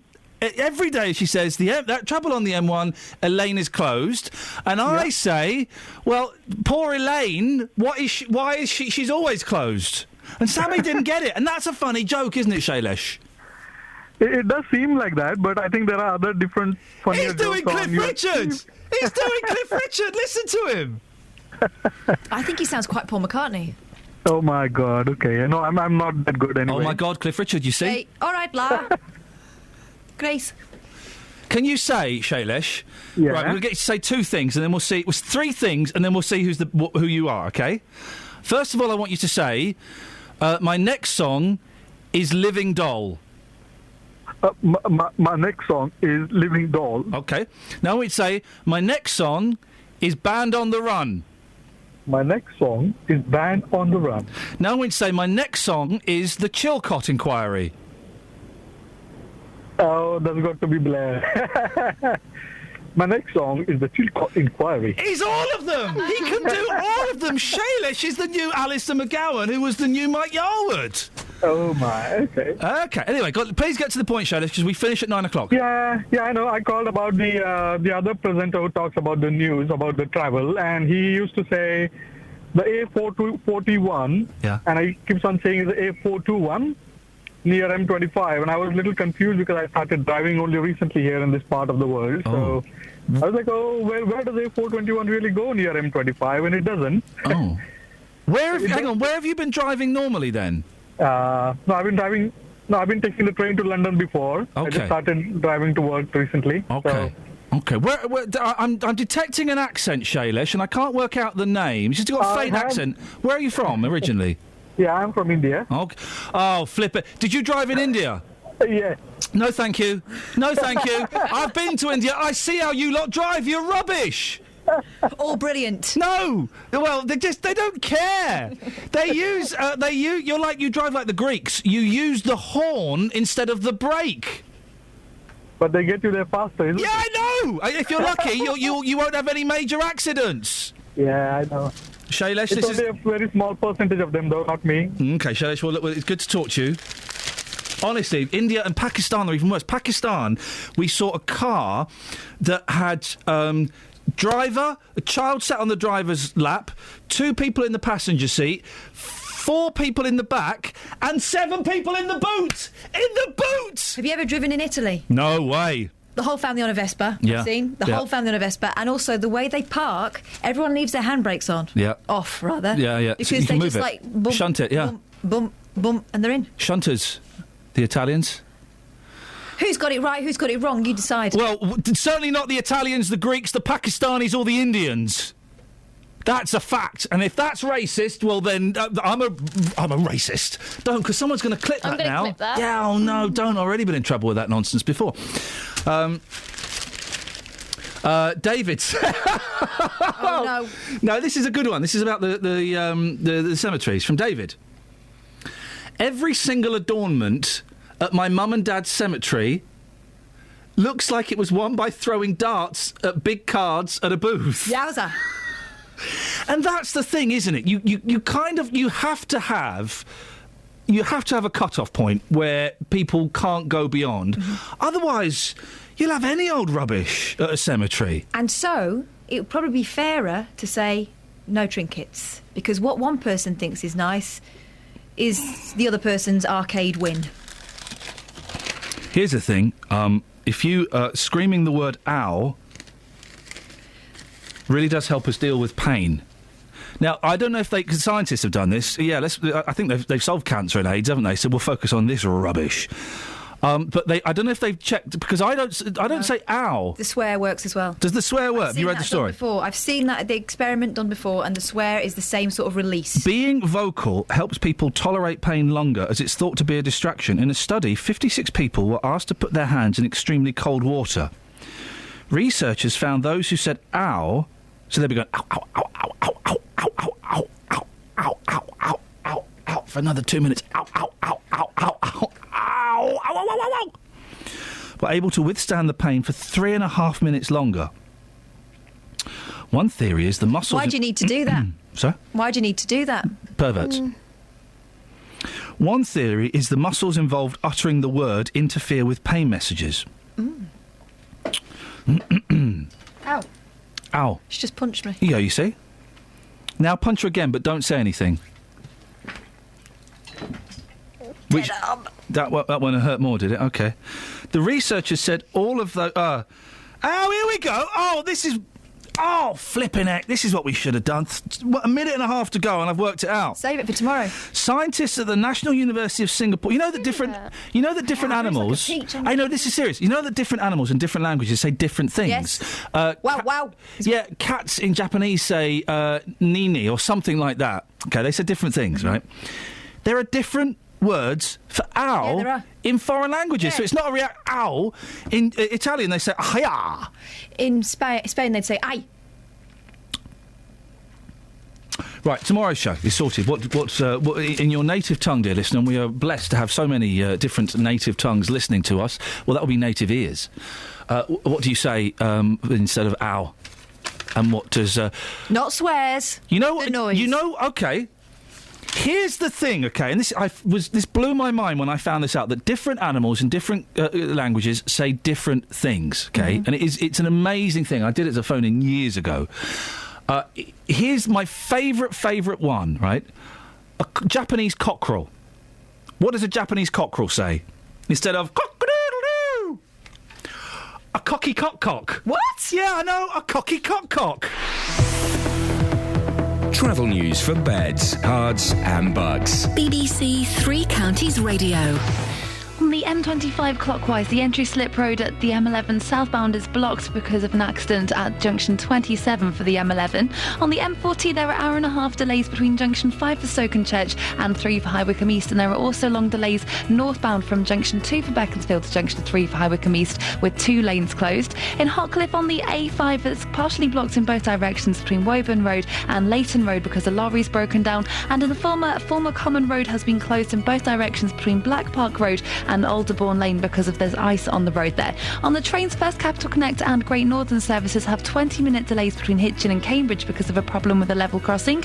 Samantha Braff, BBC Three Counties Radio. Not such a level crossing after all, Sammy Braff. Well, wasn't it? Okay. I feel sorry for... just trying to land my lunar capsule, I'm sorry. She is off her mash. Thank you, Sammy. That's it, that's your lot. Thank you, Catherine. Thank you, Kelly. I'm not going to thank Justin because he's not here. Back tomorrow at 6. Until then, from us, a cocky cock. Local and vocal across beds, hearts and bucks. This is BBC Three Counties Radio.